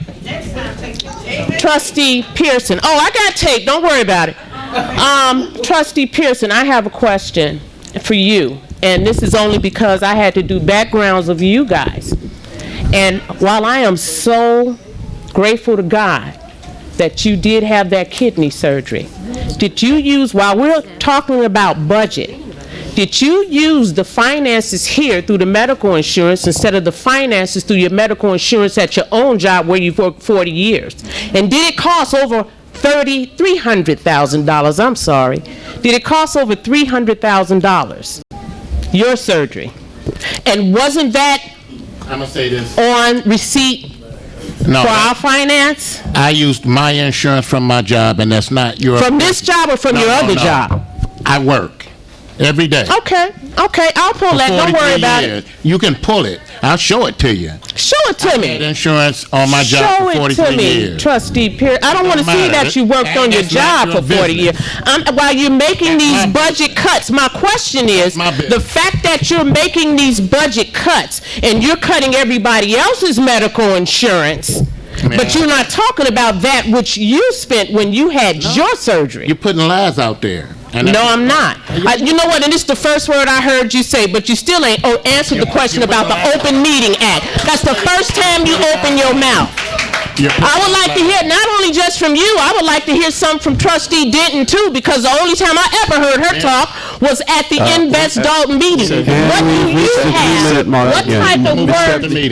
Ms. Stephanie, Jesus. You know, you've been up once already, and I'm going to say this. Trustee Pearson does have insurance with the village, and he has filed a claim through With his this insurance. village? Through his insurance. Was it through this village though? Through the insurance, our village insurance, which was a significant amount. Tell the truth. He is telling the truth. No, he's not. Okay, I'll pull it. So at any rate, Mayor, you need to stop. Just. I'll pull it. Well, okay. It's not true. Okay. Why are you upset about it? Because I don't like lying. At any rate. Because you're lying. That's why you're upset. You're lying. Hold it, Miss Stephanie. Okay. You don't have a clue. I just for clarification. For clarification. For clarification. Order, please. Order, please. I'm sorry. For clarification, Director Redmond, does Trustee Pearson have insurance with the village? Yes, I do. Okay. All right. Go ahead, ma'am. Okay, I agree with everything that's gone before me, basically, about the village. My take is, I feel we do need new trustees, because if they're not for the village of Dalton, and we pay them through our taxes, then we need someone who will look out for us, whose allegiance isn't to someone else. Let me share something with you. Whenever the higher power, and I'm not talking about God, I'm talking about on earth, wants something, the first thing they do is take that thing down. Okay? Do you understand me? They take it down. They talk about it negatively, and they undercut everything you do. Dalton, when I moved here about 19 years ago, snow hit the ground. I knew when I hit Dalton, because the streets were clean. I didn't need a sign to tell me I was in Dalton. The streets were clean. Side streets, main streets, clean. Dalton has 2 lakes here that the black people can't go near. Shaw tried to get those lakes back. They were sold to them when they left, and it's private. Yes, I know. Shaw told me. I read some stuff before I moved here. I was moving into a working class community. That's what it was called. First Sunday, my daughter and I are on the porch getting in the car to go to church. Car pulls up, slows down, rolls the window down, says, "How y'all doing?" I said, fine. My daughter, who was about 21, she's in college then. Who's that? That's your mayor. How you know? Because I read. And I know he's the mayor of Dalton. We had just moved in. I'm a Shaw person. And what I'm trying to say is the township did not care for our mayor, Shaw. So when he passed, I thought, okay, Ronnie, they'll like, Ronnie, things will be different. No, things are not different. I don't know why. I'm not trying to tell you I know why. I'm not an insider. But the same thing where Ronnie was concerned. Then when we get Riley, things will be different. No, they're not. Things are not different. They still don't like our mayor. Why? Ask yourself. They want Dalton. I'm here to tell you, they want Dalton. And the people that they put into our trustees and we run them, when they lose here, what do? They go back to Thornridge or Thornton or whatever you call it and work for them. When we get new trustees, we're going to make sure their allegiance is not to Thornridge or Thornton, whatever it's called. It's to Dalton. We the people pay your salaries. This is where your allegiance is supposed to be, and we are sick and tired of being sick and tired.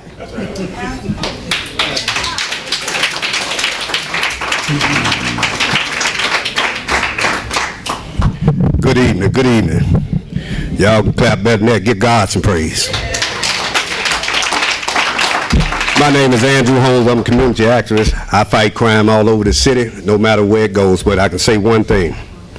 I have helped and sacrificed people to have those seats up there.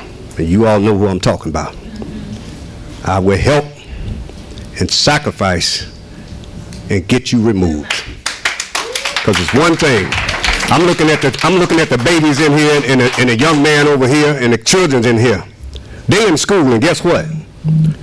They watching you. They watching you on social media. How can we teach our youth and you fighting among yourself? We got a dummy for a president that don't care about us, but we African Americans don't care about us. How are you your brother's keeper? Dr. King had a dream. What dream did you have? You can't suck the village of Dalton dry. You can't put people out of work. And if you don't like your job, you don't like what you're doing, then you step down and resign. It's just simple as that. It don't matter what race, creed, or color you are, you got to stand up. You took an oath. So how can you abandon the village of Dalton and suck them dry? How can you take money from the police department and not support the fire department? You got to stand up and build Dalton, not drain Dalton.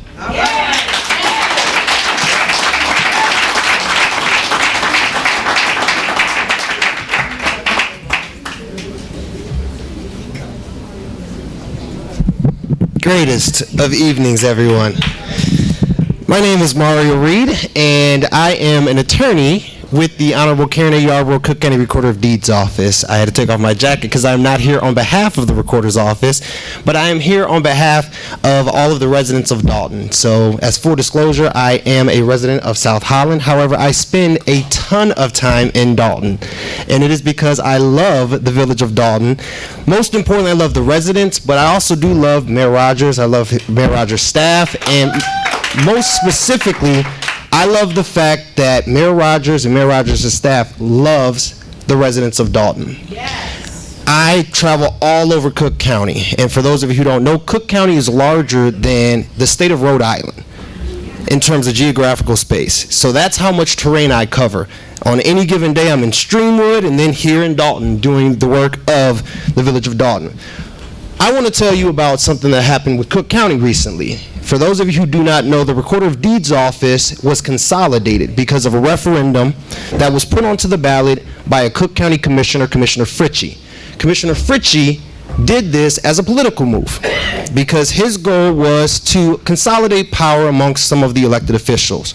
Well, Commissioner Fritchie was up for election last year, and he lost because of the fact that individuals who seek to make decisions based on political factors oftentimes don't make it.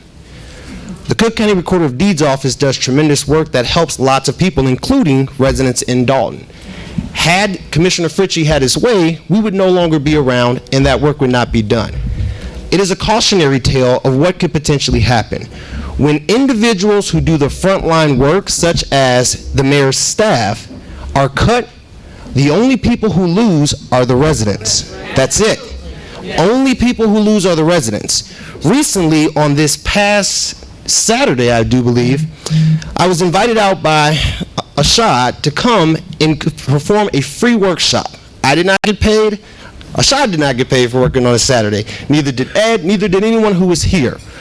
We saved the residents of Dalton over $63,000 in property taxes simply because they forgot to sign up for their tax exemptions as their senior exemptions and their senior freeze. That's money that goes directly back into their pockets that's not going to Cook County. Most people think that when you get your tax bill, Cook County is the reason why you're losing a lot of the money, or the village. Our tax bills pay for our schools. That's what you pay for. More than 80% of your tax bill is your school.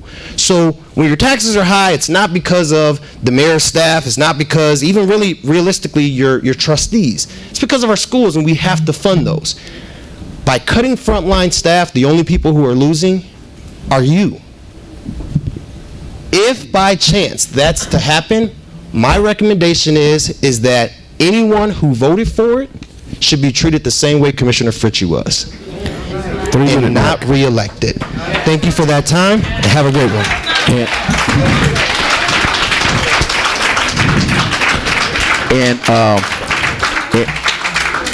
And I want to publicly thank Mario Reed.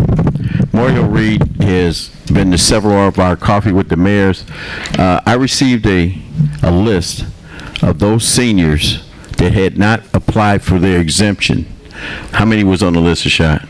Started off at about 145, somewhere in that realm. Okay. Yes. So the clerk's office asked me to send a letter or physically contact those people that were on that list so that they can have the opportunity to apply for their exemptions that they had forgot about, and so they can get refunds. So I said, Shad, make sure you get a hold of everybody on that list. So we sent out 150 letters, whatever it was, and we had a number of residents that come here. Mario sat down with them individually, and it was almost like the price is right. I mean, the residents were so happy that they were getting refunds. Some of the people chose not to come in on that Saturday workshop. They went right to Markham and got their assistance from your office in regards to get the refunds. But normally, something what Attorney Reed would have done would have cost the residents a lot of money. And he did it voluntarily. And like he said, he spends a lot of time here in the village, Dog. We appreciate your service. We appreciate Ms. Yarbrough, allowing you to come here. So that's the man right there. He can, I've seen the residents ask him so many questions. He has not been stumped yet. So if you got any type of questions in regards to your taxes, in regards to your exemptions, please, if you want to talk to him, if that's okay with you, if you're not in a hurry, Mario. But at least, yes, okay, all right. At least get his card. Right. Get his card, because he holds a wealth of knowledge, and those are the type of things that we try to get here done in Village of Dalton to get legal assistance to help our residents. Thank you, Mario. All right. Thank you, Mayor Rogers, Village Clerk, trustees, department heads, and residents of Dalton. I'm not really standing up here to speak because I think that it's going to make a difference. I'm like you. I pretty much believe, based on what we've heard and what we've seen, is that this decision has already been made by those who have the votes. I also think it's important for you all to realize that when you all had the opportunity to speak first, this has been a very orderly meeting.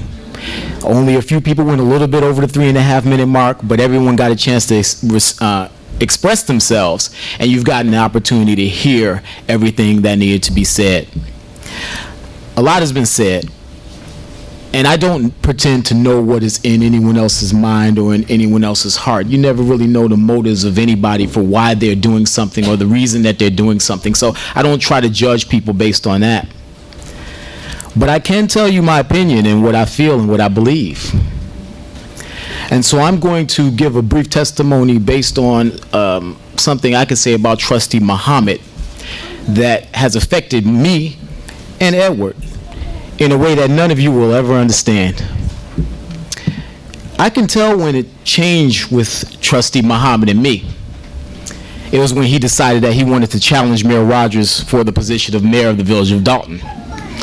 Prior to that, everything was all good. He would come down to the media center and speak with Ed and give his suggestions and some of the things he would say he wanted to see. But when he decided to run against Mayor Rogers, while I was on his staff and while Edward was on his staff, that's when it changed for us. It changed for me in a particular way because he recommended me for my position to Mayor Rogers. And it's not a secret to me. It's not a secret to anybody. I've always let everybody know what that situation was. But when I made the decision to stand with Mayor Rogers, it totally changed. And from that day, we have been under a cloud of suspicion. And we have been slandered and whispered about and claims of dual loyalty. A real strange environment. But I stood with Mayor Rogers because I made a commitment to him that I would assist him, and I will be found doing that as long as I'm here. Now, I know Trustee Muhammad ran for mayor and got 300 or so votes, somewhere in that realm, 360, and that might have been a little embarrassing, you know, for somebody who, you know, is so proud. In fact, both people who are in here, you have Commissioner Brown and Mayor Rogers, they kind of got way more votes. And I think it could be difficult to stand up here and watch the man sitting here in the seat, Mayor Rogers, who defeated you as the mayor, who got almost 4 times the amount of votes. And since that day, there's been a blind fear request for him to come after the staff members, Ms. Scott, myself, and Edward Steve, to get rid of us. And he comes after you all, the residents. As you know, when you talk to him, he's very hostile against you, wants to cut you off. If you say something to him that you don't like, he slams on you and then he looks down upon you like, no, what are you saying? Dismissive, right? Is that what he does or is not? That's right. So this is something that I can say because I know this individual. And so the question that I have we have a lot of accomplishments. We have the Sentinel newspaper that was cut off because the trustees didn't feel like they were getting enough pictures in the paper, even though their pictures were in the paper. We have joined on with Mayor Rogers to bring unemployment down 17+%, and it's even lower than what you said earlier, Mayor. It's now down to about 5.6%. They do it quarterly. That's where we are right now. You have to give his administration that credit. Now, they're about to add to the unemployment line because they want to cut us out. Now, breast cancer awareness, we've joined on to national movements, and Mayor Rogers in the Village of Dalton was among top 3 leaders regionally of raising money, and many of us have people that we know who are suffering from breast cancer or other forms of cancer. We went to a conference and we brought a women's entrepreneur workshop here, and this is before the Me Too movement, and brought some women here to discuss opening up businesses, and now we have businesses starting up here all in the Village of Dalton. We have 17 new businesses of all different types that have opened up here in the Village of Dalton. We have people who are working of all ages who are working as well, and the credit goes to the leadership who wants to move the village forward, Mayor Rogers and those of us who have been put in place to move his vision forward. Now, I want to make a couple of just quick. I'm sorry. I know we have other people who need to speak, but I intentionally want to wait until all the residents had an opportunity to speak. I just have a question. I know you can be a part of a conspiracy and not know it, and I really just want to ask Trustee Denton and Trustee Pearson. beyond today and past this, after the vote is made, can you live with the fact that you may have been a part of someone's political war, personal political war against Mayor Rogers that ended up catching all of us in the crossfire? I just want you to think about that, because we've had definitely wonderful conversations about things that we wanted to change. I see, I never thought I'd be running a flea market in all of my training and everything that I've done. But on Saturday mornings during the summer, that's where I am. So I just want to ask those questions, and again, I always end up, and I know, they're able to speak for themselves. These are two people, my people who I work with in my office, that I see a lot of them, and I don't want to forget Miss Evans over there as well. She came down to the mayor's office a few months ago.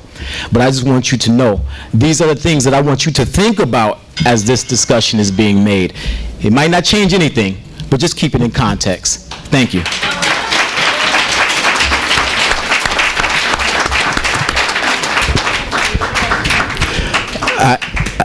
I want to,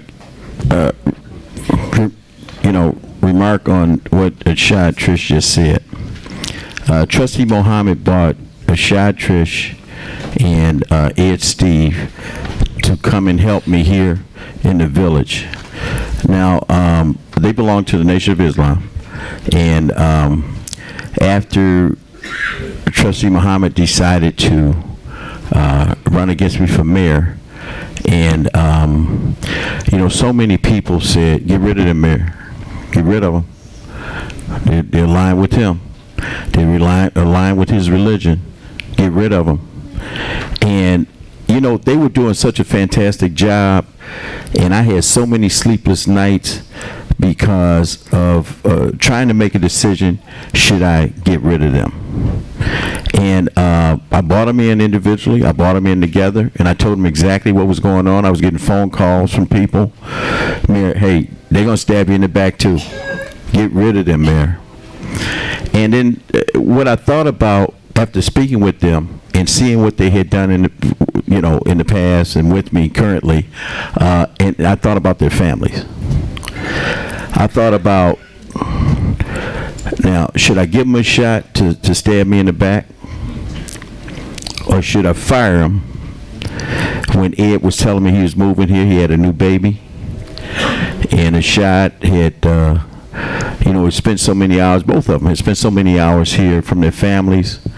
And sometimes I know it probably caused a little upheaval in the families, by the hours that they spent. And some of the times we left here, we went and had a drink. Ed doesn't drink but milk, but we went and had a drink to discuss what happens on a daily basis, what was happening that was going to interfere with their careers, what was going to happen if they interfered with their jobs to the services of the village, and I took a gamble on them, and I'm glad I did.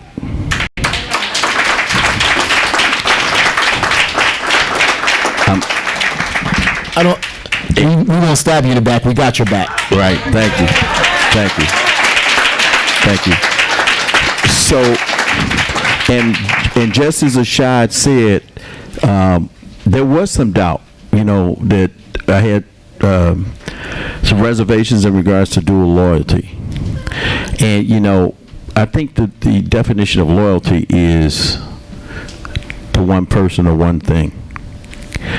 And we've had some knockdown discussions, usually over how should we present these things, but we're going to present them, and we got all this staff has got all the same mindset, and that's to move the village forward and help the residents as much as we can. And we're always thinking about what we can bring this village to help the residents.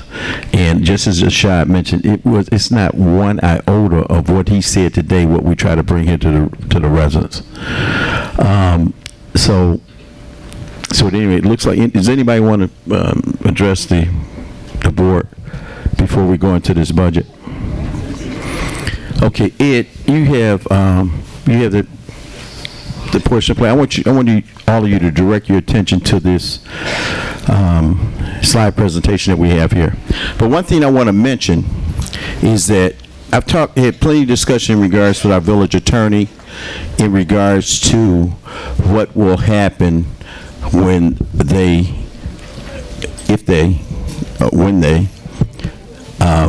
terminate these people. What's going to happen is it's probably going to bring litigation here, just as when the board that was in place that eliminated Trustee Muhammad's job. So I want to read a little something here for you briefly, and then I want you to watch the screen. In the United States District Court for the Northern District of Illinois Eastern Division, Carol Dobbins, Lintoy Lawson, and Dwayne Muhammad, plaintiffs versus the Village of Dalton, the municipality of the Village of Dalton Board of Trustees, Village Trustee Stanley Brown, Village Trustee Robert Hunt, Village Trustee Tiffany Henry, Village Trustee Sabrina Smith, Village Trustee Catherine Bendel. In brief, some members of this board that want to terminate these employees, this was a result of when Trustee Muhammad and a couple other employees sued the Village of Dalton. Defendant's decision, this is item 24 in the lawsuit, federal lawsuit. Defendant's decision to terminate the plaintiffs, which Trustee Muhammad was one, was motivated solely by the plaintiffs' association with Mayor Rogers and the fact that they were appointed by Mayor Rogers. This was one of the allocations that were mentioned into the federal lawsuit. Secondly, here's line number 29. Defendants terminated plaintiffs' employment solely due to their political association to Mayor Rogers. Line number 39. The boards individually and collectively, and thereby the village's termination of the plaintiffs, were due to their membership in the class of employees that chose to associate, support, and were appointed by Mayor Rogers. John, you were involved in this lawsuit. Attorney Murphy, what was the outcome? I know the outcome, but I was not involved in the lawsuit. Okay. I wouldn't get involved in it because of the nature of the allegations against people loyal to you. There was a settlement, as I recall, was in the nature of $250,000 or $300,000. And the settlement went to who? It went to the individual plaintiffs and their lawyer. So, as you can see, it costs the residents, a lot of money to settle the case that was against Trustee Muhammad, who was a plaintiff, who is spearheading the termination of these employees. So you can actually look for litigation, because as this lawsuit says, associated with Mayor Rogers, and that's exactly what's happening. All these people that's on this amended budget to get their jobs cut associated with me, just as he was associated with me. So, we're talking about more. There was 3 of them as plaintiffs. We're talking about probably 7 or 8 now. So if the lawsuit was settled for that amount of money that our attorney said, we can look at probably 3 to 4 times that in regards to liability that's going to be placed on this village. Go ahead, Ed. Pay attention now and listen to this. Another village trustee said that tough decisions have to be made in the budget and cuts must be made. Is it a coincidence that all of the major cuts were personnel cuts of myself and the other members of the team that the mayor believed could serve this village well? And thus far, I truly believe, along with the mayor and many of the residents who we see on a regular basis tell us face to face the wonderful job that we're doing. Another village trustee said that tough decisions have to be made in the budget and cuts must be made. Is it a coincidence that all of the major cuts were personnel cuts of myself and the other members of the team that the mayor believed could serve this village well? And thus far, I truly believe, along with the mayor and many of the residents who we see on a regular basis tell us face to face the wonderful job that we're doing. Thank you, Ed. So, it's the same thing that they want to do tonight. Get our chance. That was done to him. So, if there's no, Ed, would you like to speak? Elizabeth or anybody else? Ed is a new resident here in the village. He purchased a home here. He spent so much time here, he figured he'd get a little closer to work. I just want to say, Ashad really hit it on the head, and Trustee Denton, I heard somebody tell you today that this is not personal. This is very personal. That man over there got 350 votes. That embarrassment, he has not repaired from that. That's why he's so angry at the mayor. He thought he could win for mayor after only being a trustee for 2 years, but never been in the community. And because he got so embarrassed, it's all personal, very personal. Yeah, it was really hard for me and Ashad when we came in by his recommendation to help this man. And being that we stayed with him, he's still mad at us. He's been trying to get my job since last year, and he knows my condition because he was one of the first ones I told when I got diagnosed, because that's how close we were. So when you and my wife talking about the reality of how close you are, and he's been trying to get at me since I didn't support him for mayor because I knew he couldn't win, and I knew it was too early, I let him get that embarrassment. He's still mad. So this is very personal, and don't let none of them tell you it's not personal. It's very personal. It's all because he's still mad. He's still mad because he lost that election in such an embarrassing manner, and he's still mad about that. So he's going to take it out. One reporter here was last week and said, yeah, the trustees call me all the time trying to give me stuff. All the time they trying to air the dirty laundry of the village to the media because they're so mad at this man. And about me. Yeah. And about but me. You know, the wise man said, you don't have to condemn a dirty glass. If the mayor said dirty, you just present a clean glass. But you did present a clean glass, and they didn't pick you. They picked him, so help him. But it's hard for us to support black leadership. It is. And he has a teaching that teaches against what he's doing. So he doesn't stand on that at all, period.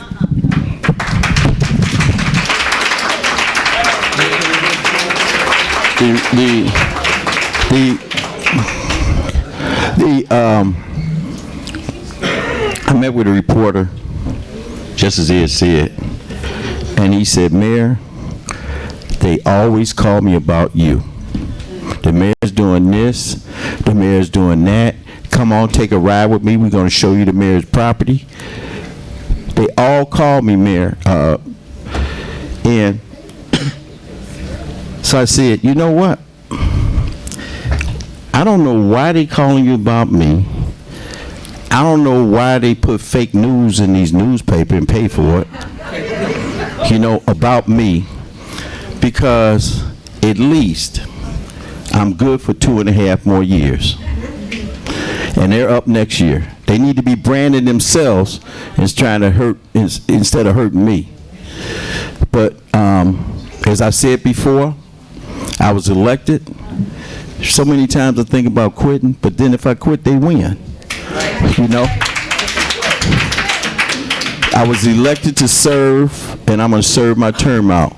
Now, next term, if the people don't want me, they will go to the polls and get rid of me, remove me. That's if I choose to run again. But right now, the people have spoken the past election, and I'm going to do the very best I can while I'm here as mayor, and I'm not quitting. I'm not quitting. And I can retire now, and I'll be okay, and I don't need all these headaches, you know? And one of the things that relieves me of some of my headaches are these people around me. You know, before there was a chief of staff, and someone got up last meeting we was here and said the other mayors didn't have a chief of staff. That's not true, because I knew him. Because I knew him. And, but I'm going to say this. Some of them calls that I used to get at 1 o'clock, 2 o'clock in the morning, Elizabeth get them now.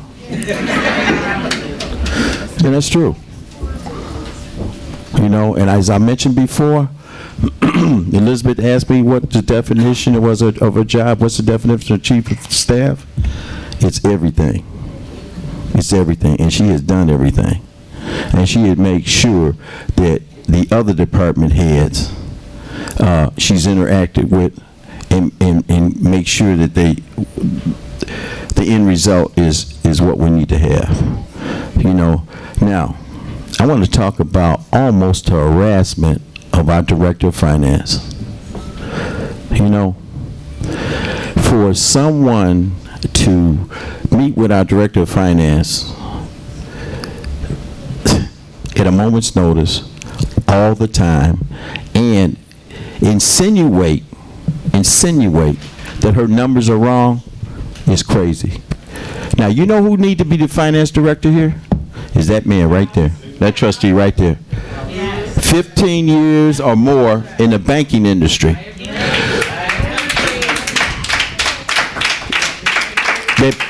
That put together budgets, that created loans, they're responsible for mortgages to being approved, that knows numbers, that has a degree in marketing, that's actually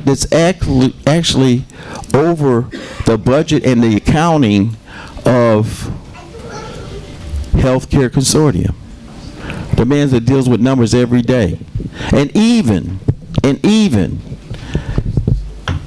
he's also been attacked in regards to the numbers that our finance director has put out.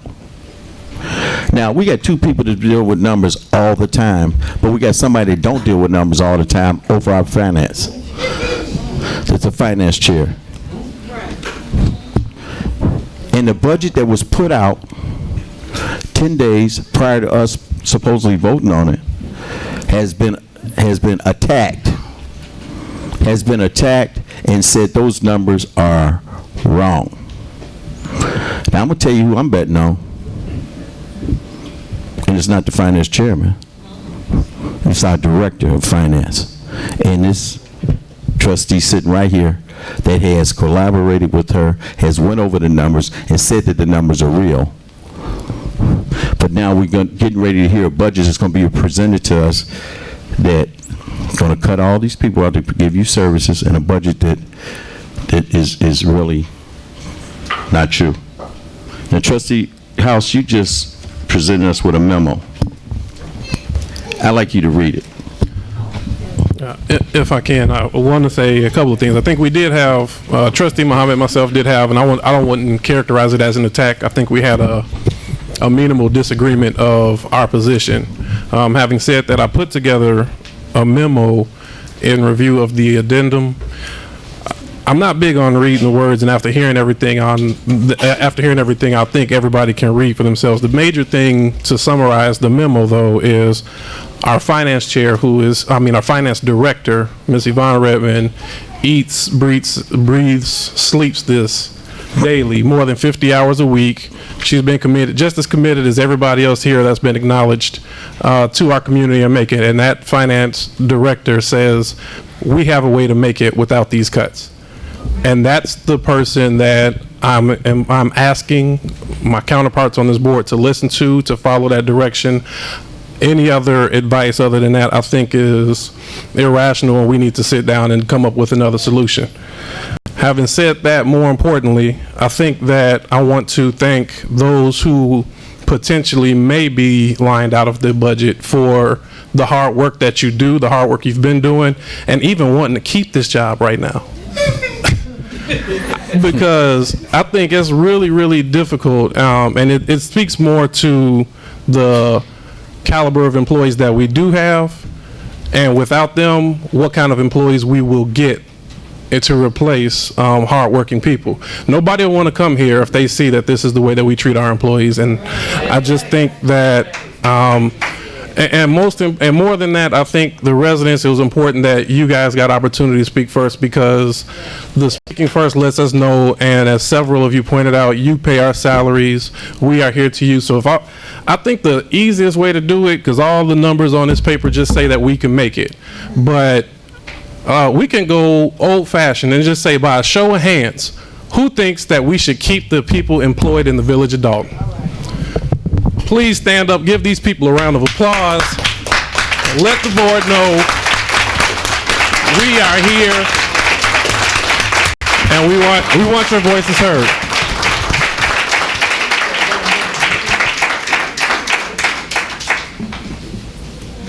Hey, can we move it? Take it easy, trustee.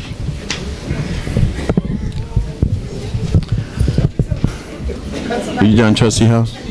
All right. I'd like to make a motion to end public comment. Second.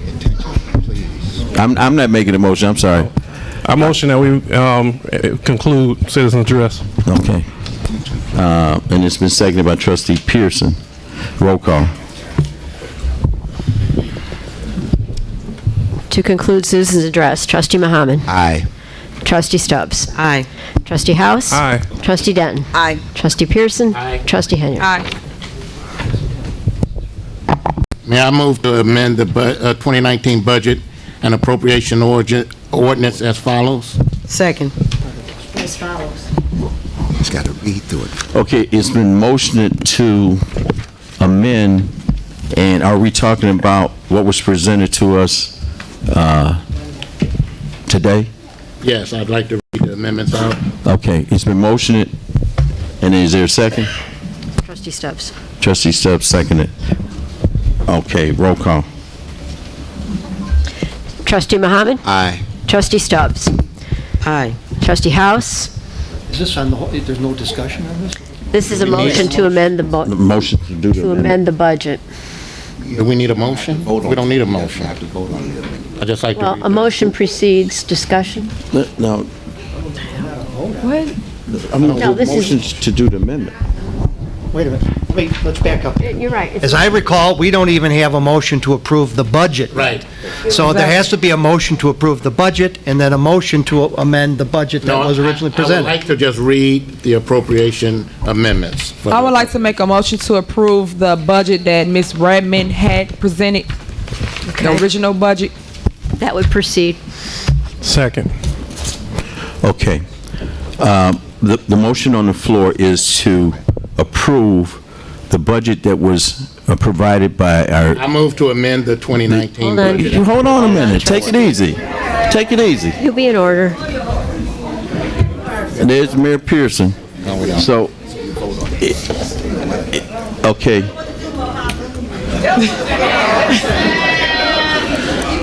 There's a motion on the floor and a second to approve the budget that was forwarded to our Director of Finance July 25th. After that motion is voted on, then we can do the amendment. That's correct. Do I do a roll call on that? Yes. On the motion to approve the budget submitted by the finance manager. A motion by Trustee Henyard, second by Trustee House. Trustee Muhammad. Aye. Trustee Stubbs. Aye. Trustee House. Aye. Trustee Denton. Aye. Trustee Pearson. Aye. Trustee Henyard. Aye. Motion carried, 6 ayes. Okay, now, can I get a motion to do the proposed amendment? I motion to do the proposed amendment. Okay. Is Trustee Pearson motion to approve the proposed adoption of the amendment for the budget? Is there a second? Second. Okay, it's been motioned to approve the proposed amendment of the appropriation and budget ordinance for fiscal year 2018-2019. And it was seconded by Trustee Dent. Any discussion? I would like to read the amendments. Go ahead. I move to amend the 2019 budget and appropriation ordinance. Turn on your mic. As follows. Delete the following positions from the budget. Administration, Chief of Staff, August 13th. Public Relations, August 13th. Human Resource Director, August 13th. Public Works Superintendent, August 13th. Public Works Supervisor, September 27th. Labor, 2 positions, Public Works, August 13th. Water Department Clerk, August 13th. Add the following positions to the budget. Administration, Human Resource Generalist, August 13th, $40,000 a year salary. Public Works Manager, September 28th, $70,000 a year salary. Amend the following line items to read as follows. Media Center, salaries regular, zero. Medical insurance premium, zero. FICA tax, zero. IMRF contribution, zero. Other professional services, $50,000 effective September 28th, 2018. Salaries, PPE, salaries regular, zero. Medical insurance premium, zero. FICA tax, zero. IMRF contribution, zero. And Public Works maintenance, SVC sidewalks, zero. Net realized savings from 1, 2, and 3 is $312,574.12.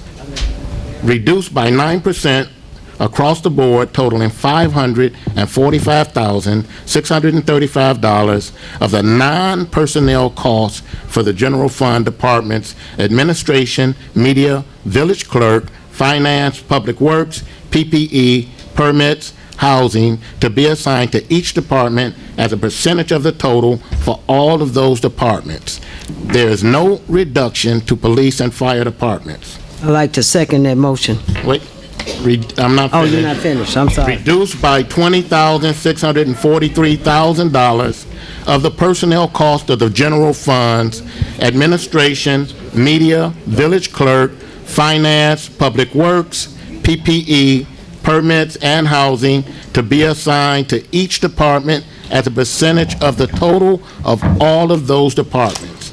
Again, there is no reduction to police and fire. Second that motion. I'd like to second that motion. Didn't already second. And I have a statement. Okay, I want to say this was all scripted here. So it was kind of just Can I read my statement? As soon as I get done. This was all scripted and all predetermined before it got here tonight.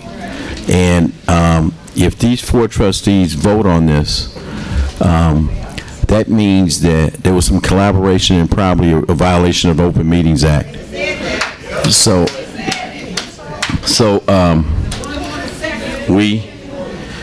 Because it's already here on the memo here about all the cuts, and it's already put here, Trustee Stubbs second this motion, and then it's already here, discussion by Trustee Pearson. So, Mayor, can I read my statement? And on the next page, it says the statement of Trustees Stubb, Mohammed, Pearson, and Denton regarding the proposed amendments to the 219th budget, which would any reasonable person, I would think that they collaborated all together to put this together. Mayor, can I read my statement? As soon as I get done. So, order, please. So at any rate, they're going to get a chance to read their statement, and we have some discussion for them too. Go ahead, Trustee Pearson. The total projected deficit in the fiscal year 2018-2019 budget was submitted to the trustees is $1,033,202.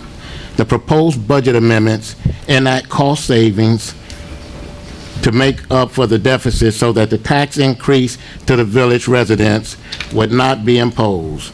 The budget amendments consolidate employee positions, eliminate positions the village can no longer afford, provide for the use of contracted services at a lower cost than the current employee costs, and provide more police on the streets through the use of more part-time police officers instead of filling a lower number of full-time officer vacancies at the same cost. After these cost-saving measures, estimated to be $312,574, there's still an estimated deficit of $720,628. To address the remaining need needed to balance the budget, we focused on a combination of cost savings and revenue additions. Note that none of the proposed changes will impact the police and fire departments, since those departments were not used in these calculations. Therefore, the trustees must balance the budget by also including across-the-board cuts totaling 9% of non-personnel costs, which is $545,635 to the general fund departments of administration, media, village clerk, finance, public works, PPE, permits, and housing to be assigned to each department as a percentage of the total of all those departments. There is no reduction to police and fire departments. We also propose a cut of $20,643 of personnel cuts to the general fund departments as administration, media, village clerk, finance, public works, PPE, permits, and housing to be assigned to each department as a percentage of the total for all those departments. This works out to $6,881 per workday. As part of the cost reduction effort, we are budgeting for 3 furlough days from employees, with the exception of police and fire department employees. We also propose that the remaining $154,350 of the deficit come from the proceeds of the sale of the Melanie Fitness Center. We have to face the fact that we simply cannot afford to ignore our precarious financial conditions any longer. It is unfair to the residents of the village for its elected leaders to continue raising taxes without doing everything possible to provide services in a fiscally responsible manner.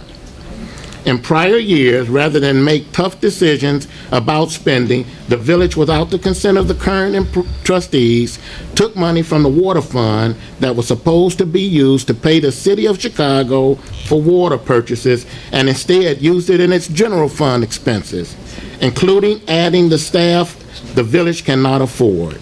As a result, Dalton is now over $8 million in arrears of its payments to Chicago. Relying on money from the water fund to cover general fund expenditures is no longer an option. Every fund will have to be balanced within itself.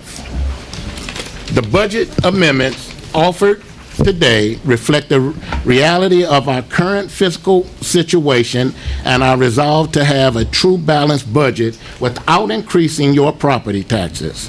A property tax increase to pay for our corporate operating budget was not an option, especially within an $8 million ballooned water bill debt owed to the city of Chicago hanging over our head. We can't just continue taxing people out of their homes without making financial adjustments to live within our financial means. We are ensuring that our budgets are balanced based on recent audited financial data and previous year's budgets and spending practices, and not simply balanced overestimating revenues and underestimating expenses.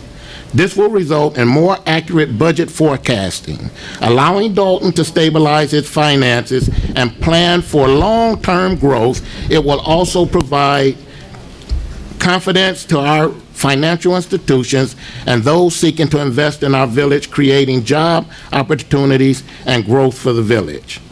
We must recognize that past mayors' budgetary practices have now placed serious financial constraints on this village. This means that, much like our residents who have to prioritize their spending in their homes, the village has to do the same. We now have to make hard choices, as many of you do in your family budgets, on how to best use our financial resources, and that means that there will be some things that we simply cannot do based on our list of priorities. Due to the serious nature of our finances, we had to seek outside help to assist us in analyzing the proposed budget presented to us by the mayor as his duty according to the law, which consisted of a $1.3 million tax increase to pay the corporate budget and another $1 million to pay Chicago. We all felt that this tax would drive people out of their homes Fortunately, we are able to find someone to help us for free, and working with our legislative counsel, who also has years of budget and finance experience. We were able to accomplish our goal of no tax increase to fund the corporate budget. The budget that we have presented today is an ordinance, which means it governs the village fiscal activity and spending within its parameters. It's a promise that we as elected officials make to our residents on how your money will be spent. Both the board and the residents need to be apprised on a monthly basis whether or not we are in danger of exceeding the spending limits on any line item, or if the total expenditures from any fund exceeded fund revenues. To ensure this financial transparency, we will later pass an ordinance requiring monthly reporting on spending and balancing on each account when we approve monthly payments. And I move to allow Marlo Kemp, the trustee's independent financial consultant, to be allowed to address the board to explain the budget amendments, and allow Marlo to explain his bio and qualifications. Second. I second. Order, please. Order. I second that motion. This is part of the script too, so far. This is, hold on. Mayor. Hold on. Huh? Okay, this is part of the script. Now, I want to say this. Hold on, please. I want to say this. You know, they're talking about saving money, cutting people, but they hire an outside counsel when we got one. And then they want to bring in and allow Mr. Kemp to speak here as their independent financial consultant who was fired from the village of Hazelcrest. Now, that's what they're trying to pull over your eyes. A script, and then someone that apparently was relieved of their duty that was in that same capacity at the village of Hazelcrest. Mayor, there's a motion and a second on the floor. Okay. Hey. Okay. Pardon me? Okay. All right. Go, there's a motion on the floor. Go ahead. I'm sorry, wait, I have to read it. Okay. Whoa. Man. On the motion by Trustee Pearson, according to this, second by Trustee Stubbs, to allow Mr. Kemp to speak. Motion. Is there further discussion? Okay. Trustee Muhammad. Aye. Trustee Stubbs. Aye. Trustee House. Discussion over with? Did we get opportunity to discuss? No? Well, there was a motion. He read a whole statement. Can we not discuss? Well, we're bringing him up. Okay, I move to allow Marlo Kemp, the trustee's independent financial consultant, to be allowed to address the board to explain these budget amendments. Next line, Trustee Stubbs, I second. Okay. So as I was saying, Trustee House was no? No. Trustee Denton? Aye. Trustee Pearson? Aye. Trustee Henyard? No. 4-2. Motion carried 4-2. Mr. Kemp, would you come to the podium and Okay, can y'all clarify? I'm a little confused. I just want to make sure. Did we just vote to amend this, or we voted to him to speak? let him explain it? Okay. And why? I don't got nothing against you. I don't know you personally. I just want to understand why. Why is he explaining anything to us? Because we reached out to him for financial help. So did we pay him? Did we pay you for that? No. I imagine we have a manager that runs our day-to-day operation. Why is she not explaining anything? Will it appear on your billing? Yeah, I'm just saying. Will his appearance here with you, and I saw both of you kind of talking back and forth, will that appear on his appearance appear on your billing? No. Okay. But why is he speaking before her? She's our director right here. She runs the village. She made the budget. Why she not speaking? I don't understand. Okay, but Mr. Kemp, I don't know, Mr. Kemp, I don't know why they drug you into this mess, you know, and why are you standing up here tonight, you know, to allow yourself, to allow yourself to come over here and get in this mess. You know, I don't understand your logic behind that. Oh, may I address that? Go ahead. You're absolutely correct, Mayor. It is a mess. So let's start right there.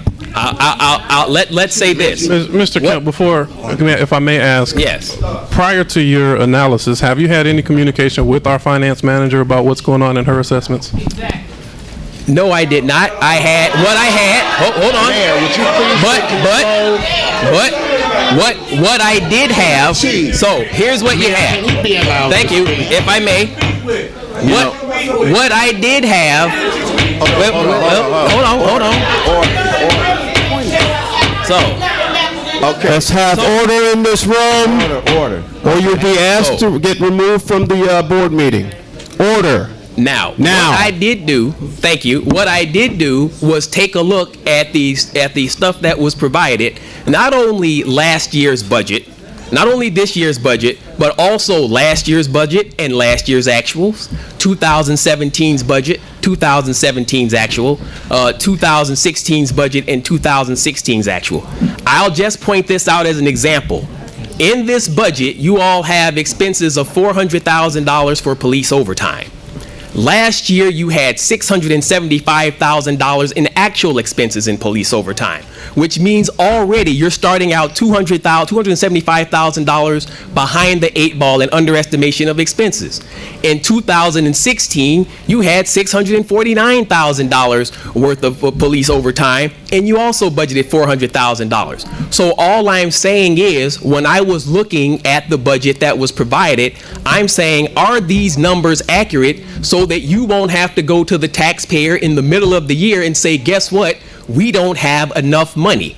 Because all of the money that they're getting to cover the $8 million from the Melanie, the $1 million for whatever, all comes from people who are sitting here. Now, the question people might ask, as the mayor did, is why did I jump in this mess? I'll explain, and I'm glad you asked that question. And here it is. Suppose I took my car and went and drove westward on Sibley from State Line Road in Indiana all the way west. Tell me, what is the first city I would run into that actually has a balanced budget and can say with confidence that we're going to meet our obligations? Absolutely. And here's the thing. I am just as African American as most of the people sitting out here. And you know what? We, as African Americans, are entitled, just as anybody else, to good, effective government that honestly states its expenses and revenues. And if we don't sit up and demand that and say, listen, we're not going to get some paper revenue so that you don't come back later, then what happens is you wind up getting taxed more and more. So the thing is this, the power to tax you also comes with the obligation to spend your money responsibly so that you know where it is. I mean, if I had a question for the board, I would ask, first of all, when did they find out that $8.1 million had been taken out of the water fund, right? Because it didn't happen $8 million all at once. I looked at your 2017 audits, and here's what I saw. I saw a note in there from the city of Chicago, a note in there from the auditor that said, we owe $2.7 million and we've paid it down to $1.5 million as of April 30th, 2017. And now you hear that that number is $8.1 million. And I'm saying that didn't happen in a vacuum. I'm not trying to cast aspersions on anybody. What I am saying, though, is that people have a right to know where their money is going and how it's getting there, because if somebody was to stand up and say, my $8.1 million has been misappropriated because it didn't go where it was supposed to go when it was supposed to get there, they would have a very valid point. And so all I'm saying when I looked at this budget is, look, Yes, there are tough choices to be made, but those tough choices didn't happen overnight. Budgeting is such a strenuous, gray-haired process. I'll go into my background, since the mayor did mention that I was fired by the village of Hazelcrest. He also didn't mention that I actually stood up in an arbitration and won against the village of Hazelcrest. That part might have slipped. Not true, Marlo. You know What? that. It's not? You know that. Oh, did you settle? We settled it. For how It was much? not a win. For how much? 50 cents on the dollar, and you know it. You didn't win. What was the total? I don't remember. It was $300,000. It was $300,000. Compared to 7. All right, or it could have been 0 if your termination was correct, but it wasn't. If you were correct, you would have stayed there and argued the point, but you didn't. I'm not going to debate. But here's the. But here. Not going to debate with somebody who doesn't tell the truth. Well, then stop talking to yourself.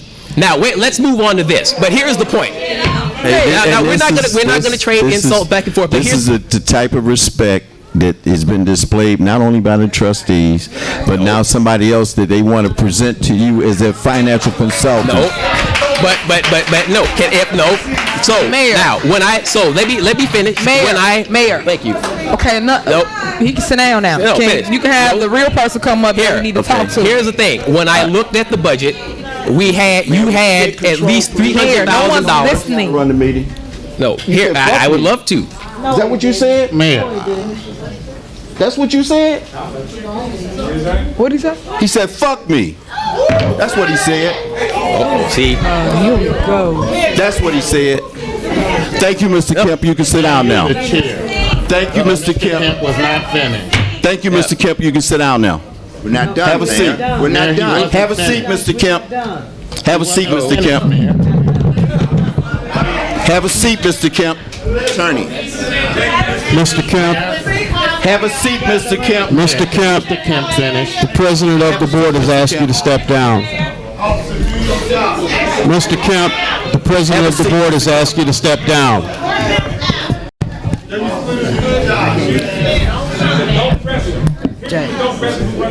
Ms. Redmond, I'd like for you to comment here, please. Mayor, if I could be recognized before.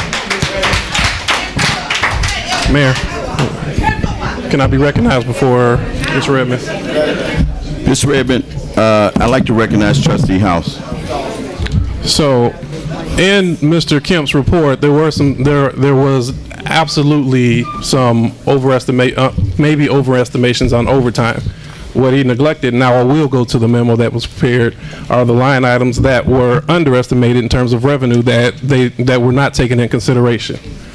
We have over $845,000 worth of underestimations that were done by our finance director in an attempt to be conservative and make sure that we were realistic and live within our means.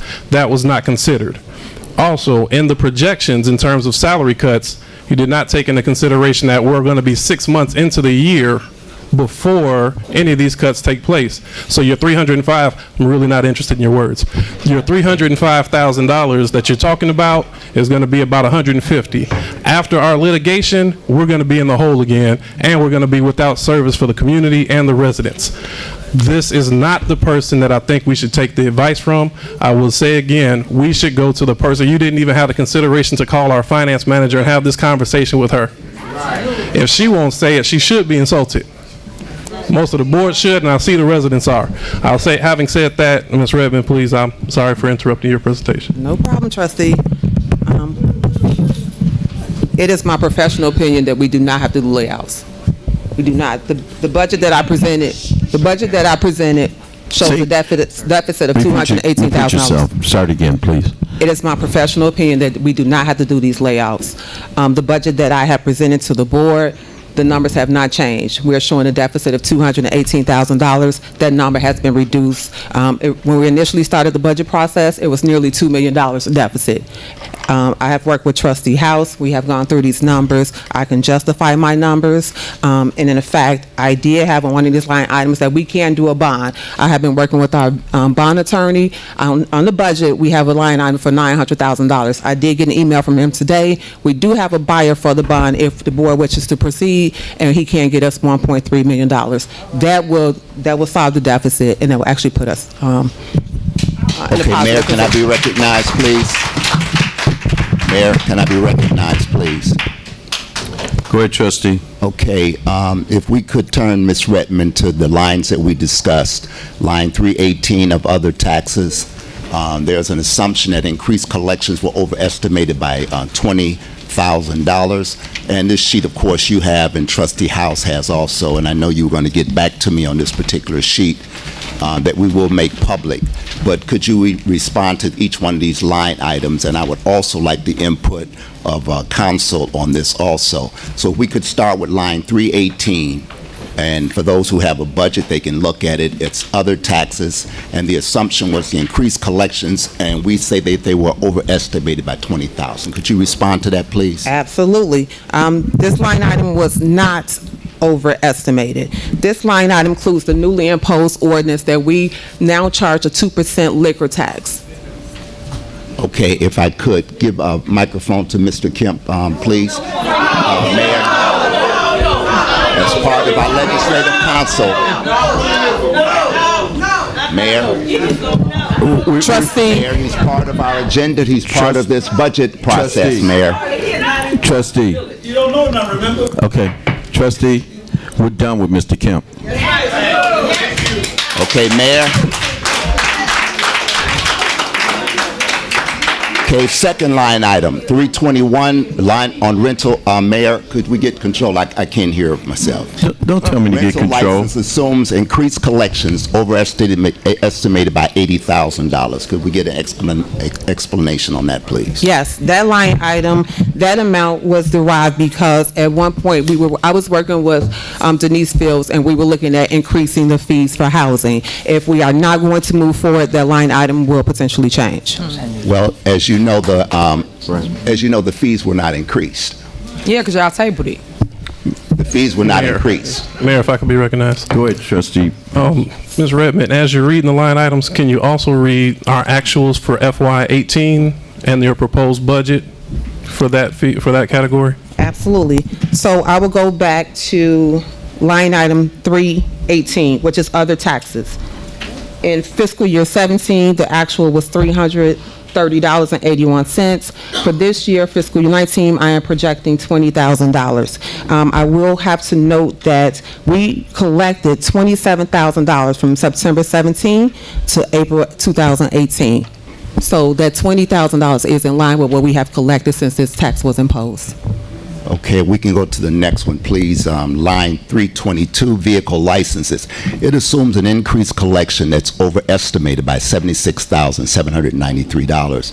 The explanation for that it's overestimated, what is your assumption that we will collect those? We have approximately 16,000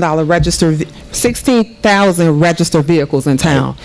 Past practices, we've had about half of those residents to satisfy their obligations of getting their vehicle stickers. If we get a list of registered vehicles from the Secretary of State, we can work in conjunction with the police department. They can enforce that the residents are actually indeed complying with our laws and getting stickers.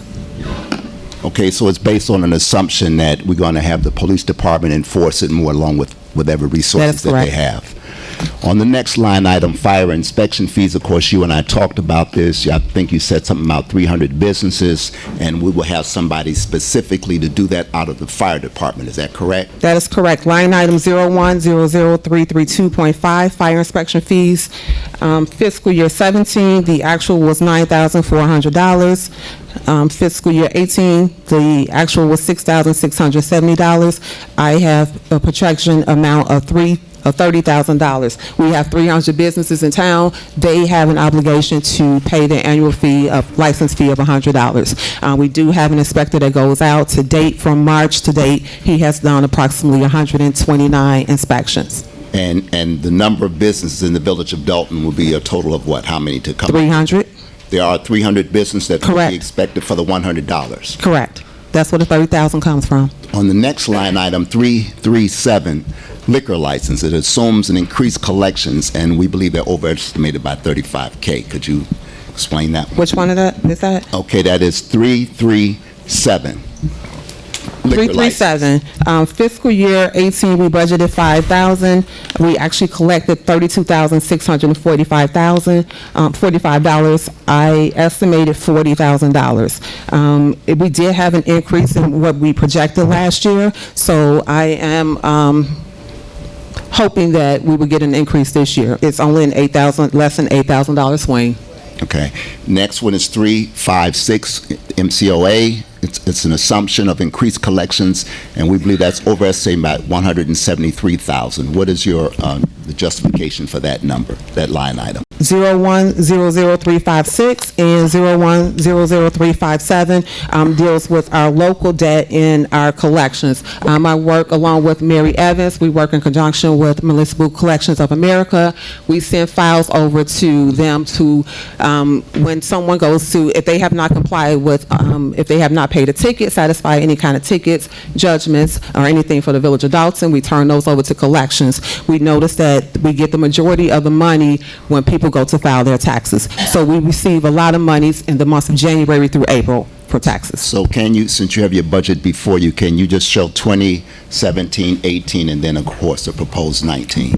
Yes, for MCOA, for fiscal year 17, the budget was $111,294.16. We actually collected $126,819.05. Fiscal year 18, the budget was $130,000. We actually collected $395,554.72. Okay, and for fiscal year 19, the projection is $300,000. And what has been collected to date in actuals? I don't know if I have that with. I don't have that. Okay, now garbage fees with Homewood, I believe this is Homewood Disposal, line 369 on garbage fees. It's an assumption of collections, and we believe it's overestimated by $253,476. Yes, we have approximately 7,300 accounts. Each of you know that you pay your water bill, you're paying for 3 buckets. On your water bill, it includes the fees for water, sewer, and trash. If we have 7,300 accounts, each account is charged $21.50 a month. You multiply that by 12 times a year. I took an average, I believe, 84%, because we don't have 100% collections. Okay, but does that include that cost of living raise in this projection here? No, it does not. So we won't realize that increase until when? When is the contract with Homewood Disposal? I believe that is in June or July 1. If it's June, so that projection that you just stated, are there 100% collections on the garbage with Homewood? No. So how do we project that amount? What is the percentage of collections for Homewood? On this one, I believe the projection I did was 80%, or roughly 84%. And past history of the 7,300 accounts. Okay, now on the 2, and I believe that this is the one that I believe me and Trustee House did agree upon, if that hasn't changed. On the police and fire overtime, we believe that's an underestimation of overtime. Police at 275, 205. Do you still hold on to that we're saying? Actually, I will have to refer over to my chiefs. I did have a conversation with them today so that they can provide you with a justification of that $400,000. If you could, Chief Collins. Yes, sir.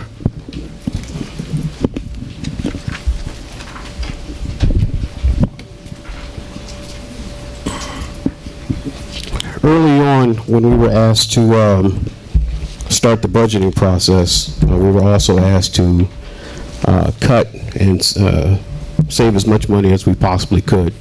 There are certain areas that we can control, but this was also in anticipation of filling the empty slots with police officers, and also in anticipation, and we expected to have our light duty officers, the restricted duty officers, return to full duty. So during most of the fiscal year, we had up to 9 officers that were unavailable to work the streets for us, which actually caused a lot of overtime. So those officers that are unavailable to work, when those shift slots are empty, we have to fill it with overtime. Now, overtime is one of the most unpredictable line items because it is contingent upon what happens out on the street, how much crime occurs. Officers still have to go to court for the cases and the arrests that they make, and also employees are entitled to take their vacations and their time due. So there's a lot of variables in there that causes overtime. So what I did was, in anticipation of having those officers available to work, I lowered the overtime, and instead of having it as the actual amount, I use it as a benchmark, as a goal line, to make sure that we don't approach that.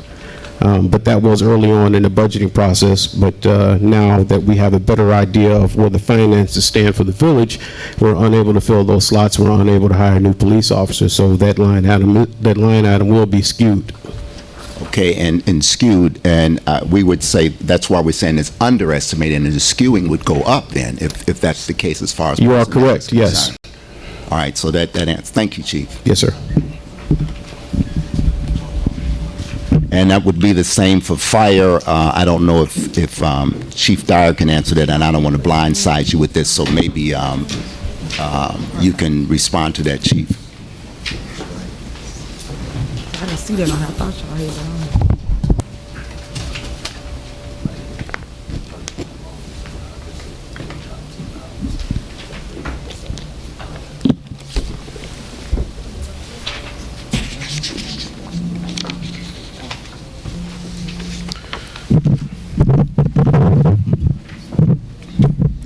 So looking at the budget from 2018, we budgeted for $415,000, and the actual was $428,000. So that was we were only off maybe $13,000.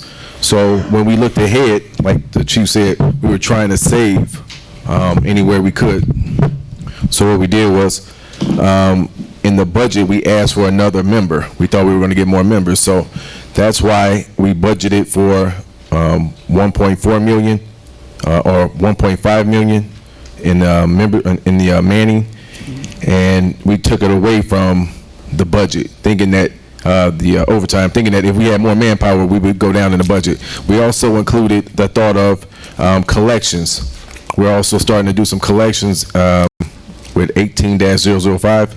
The police collections would go up, and with the more manpower on the street, the budget would go down, was our thought. Okay, so with no foreseeable manpower being increased, that means your overtime will increase proportionately, right? In other words, if our manpower increased, our overtime would decrease. Down. Exactly. If you don't see any foreseeable hiring in the fire department, that overtime will go up or down? It would go up. Okay. Because right now we have 2 guys off line of duty injuries, and we have one guy who's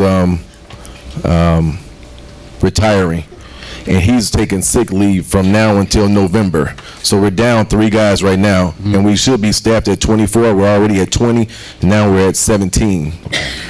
So that's why we have so much overtime. Okay. If we had the membership, then we wouldn't be down so much. Currently, the overtime is projected to go up because of the lack of the manpower. Is that exactly correct? All right. Thank you, Chief.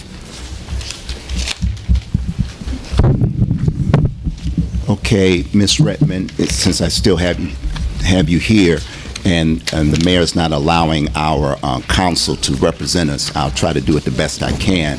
With the cuts that I think you received on line items starting at 112,421, the salaries of $297,000, and the savings that we project at $103,000. Do you dispute those numbers?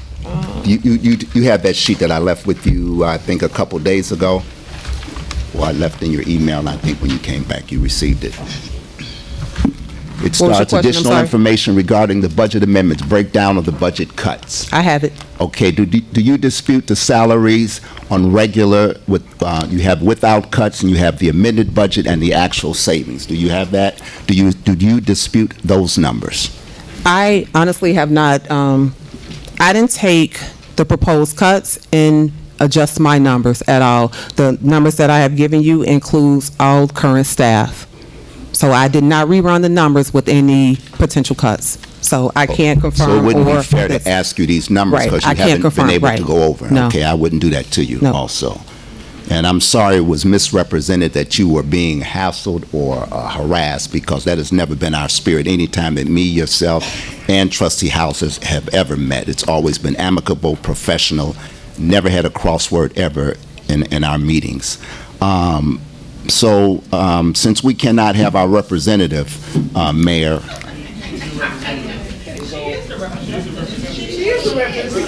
Chief.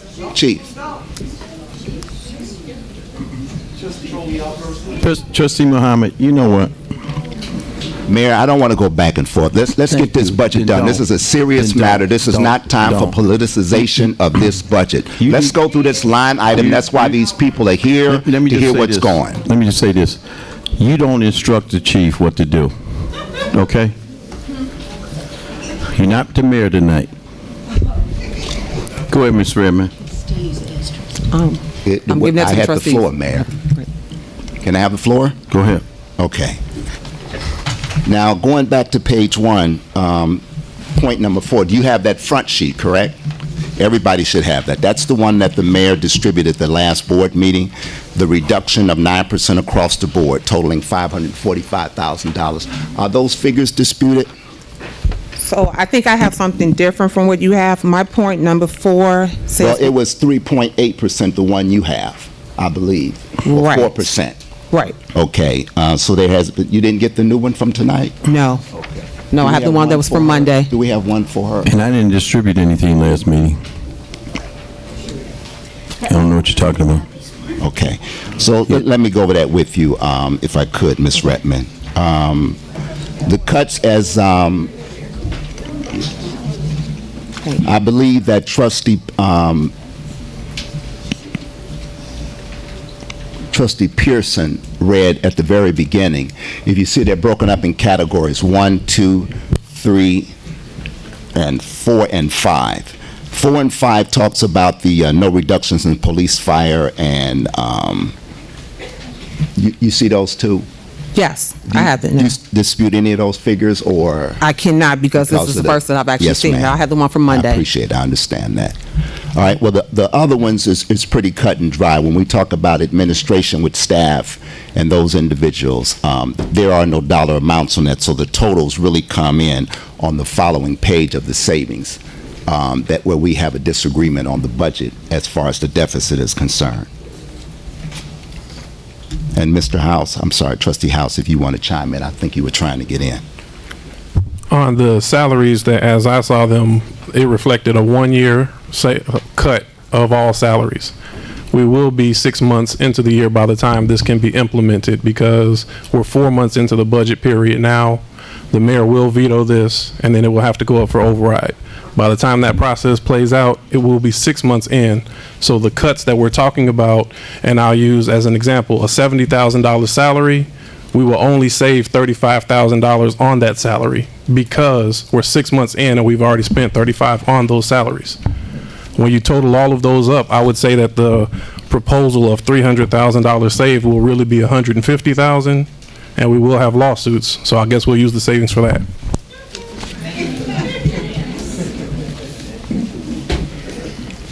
Okay, Ms. Redmond, if you didn't have anything else, thank you very much. Thank you.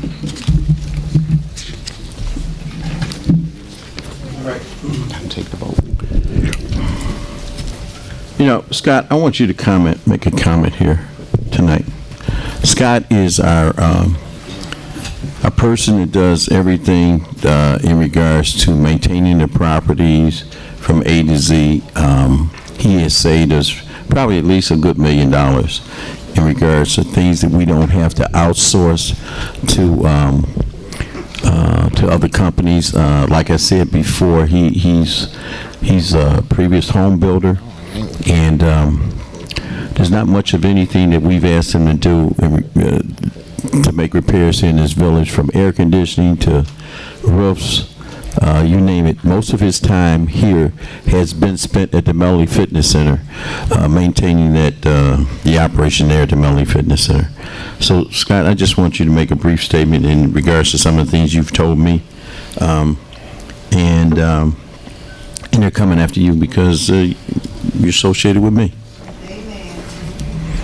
Yes, thanks, Mayor. You know, since I've been here, I've did everything I could to help bring the buildings back up. I've did everything every one of you asked me to do.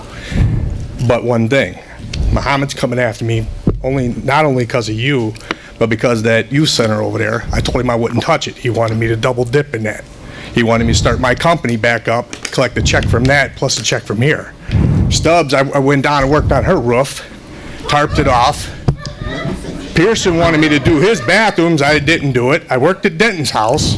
You know, I don't know what the problem is. Before I was elected, But, you know, it don't matter what I do around here. They're going to do what they want anyway.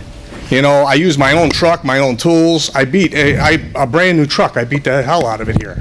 And, you know, I wanted gas. They took that away from me. You know, now they want to get rid of me. First they wanted to cut my pay. They still ain't paying me what the money I save them here.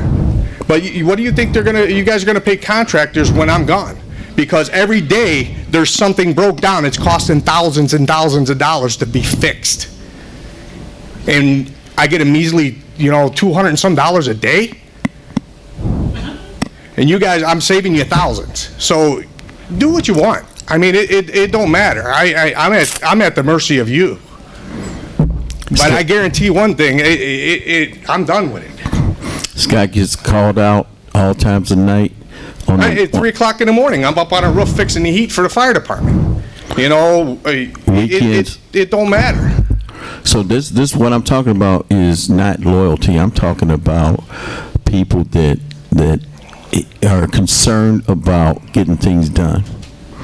And they get paid a salary. They don't get paid overtime. And it is, but they don't neglect the job. When something needs to be done, all of them, call them, boom, it's done. It's done. So, Mayor, can we be recognized since we were charged, or will you allow us to speak? You always got to throw that little sarcastic remark in there, don't you? Can we be recognized, Mayor? You know, Scott, you got anything else to say? No, sir. Okay.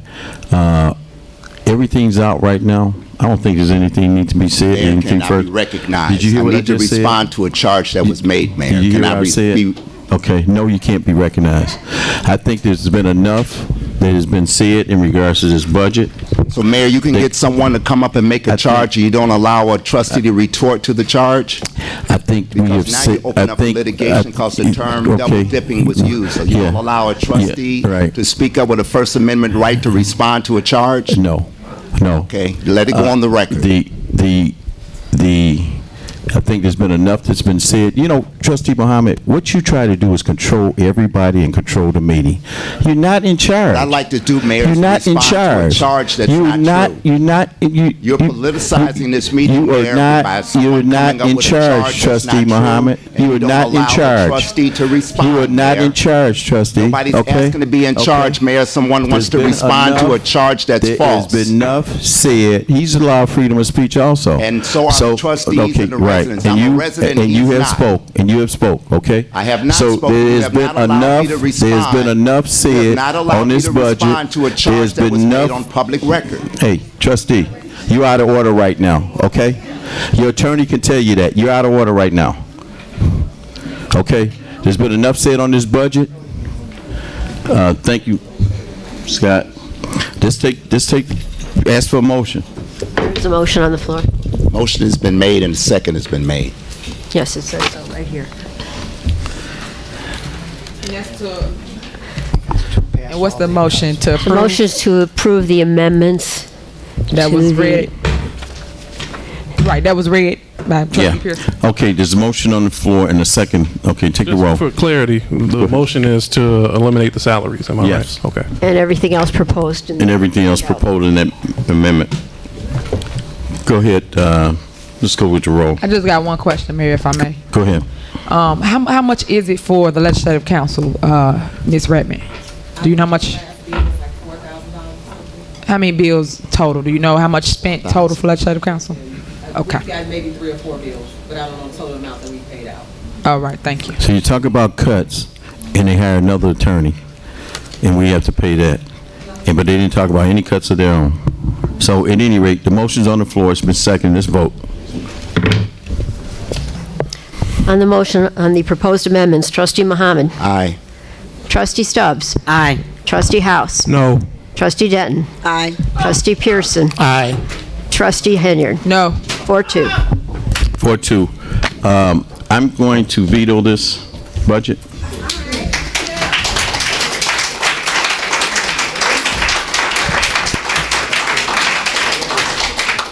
At the next board meeting, you see how this council that voted tonight respect you and respect your money and respect the services that that they want to take care of, take away from you, simply because they don't like me. I love you, Mayor. Which is fine. I love you, Mayor. Which is fine. I like your ways. Yeah, well, we don't like your ways either. I love you, Mayor. I Right. just don't like your ways. Yeah. Okay, can I get a motion to adjourn? Clerk? Make a motion to adjourn. Oh, you cut my mic. Second. There's a motion on the floor. There's Turn your mic on, trustee.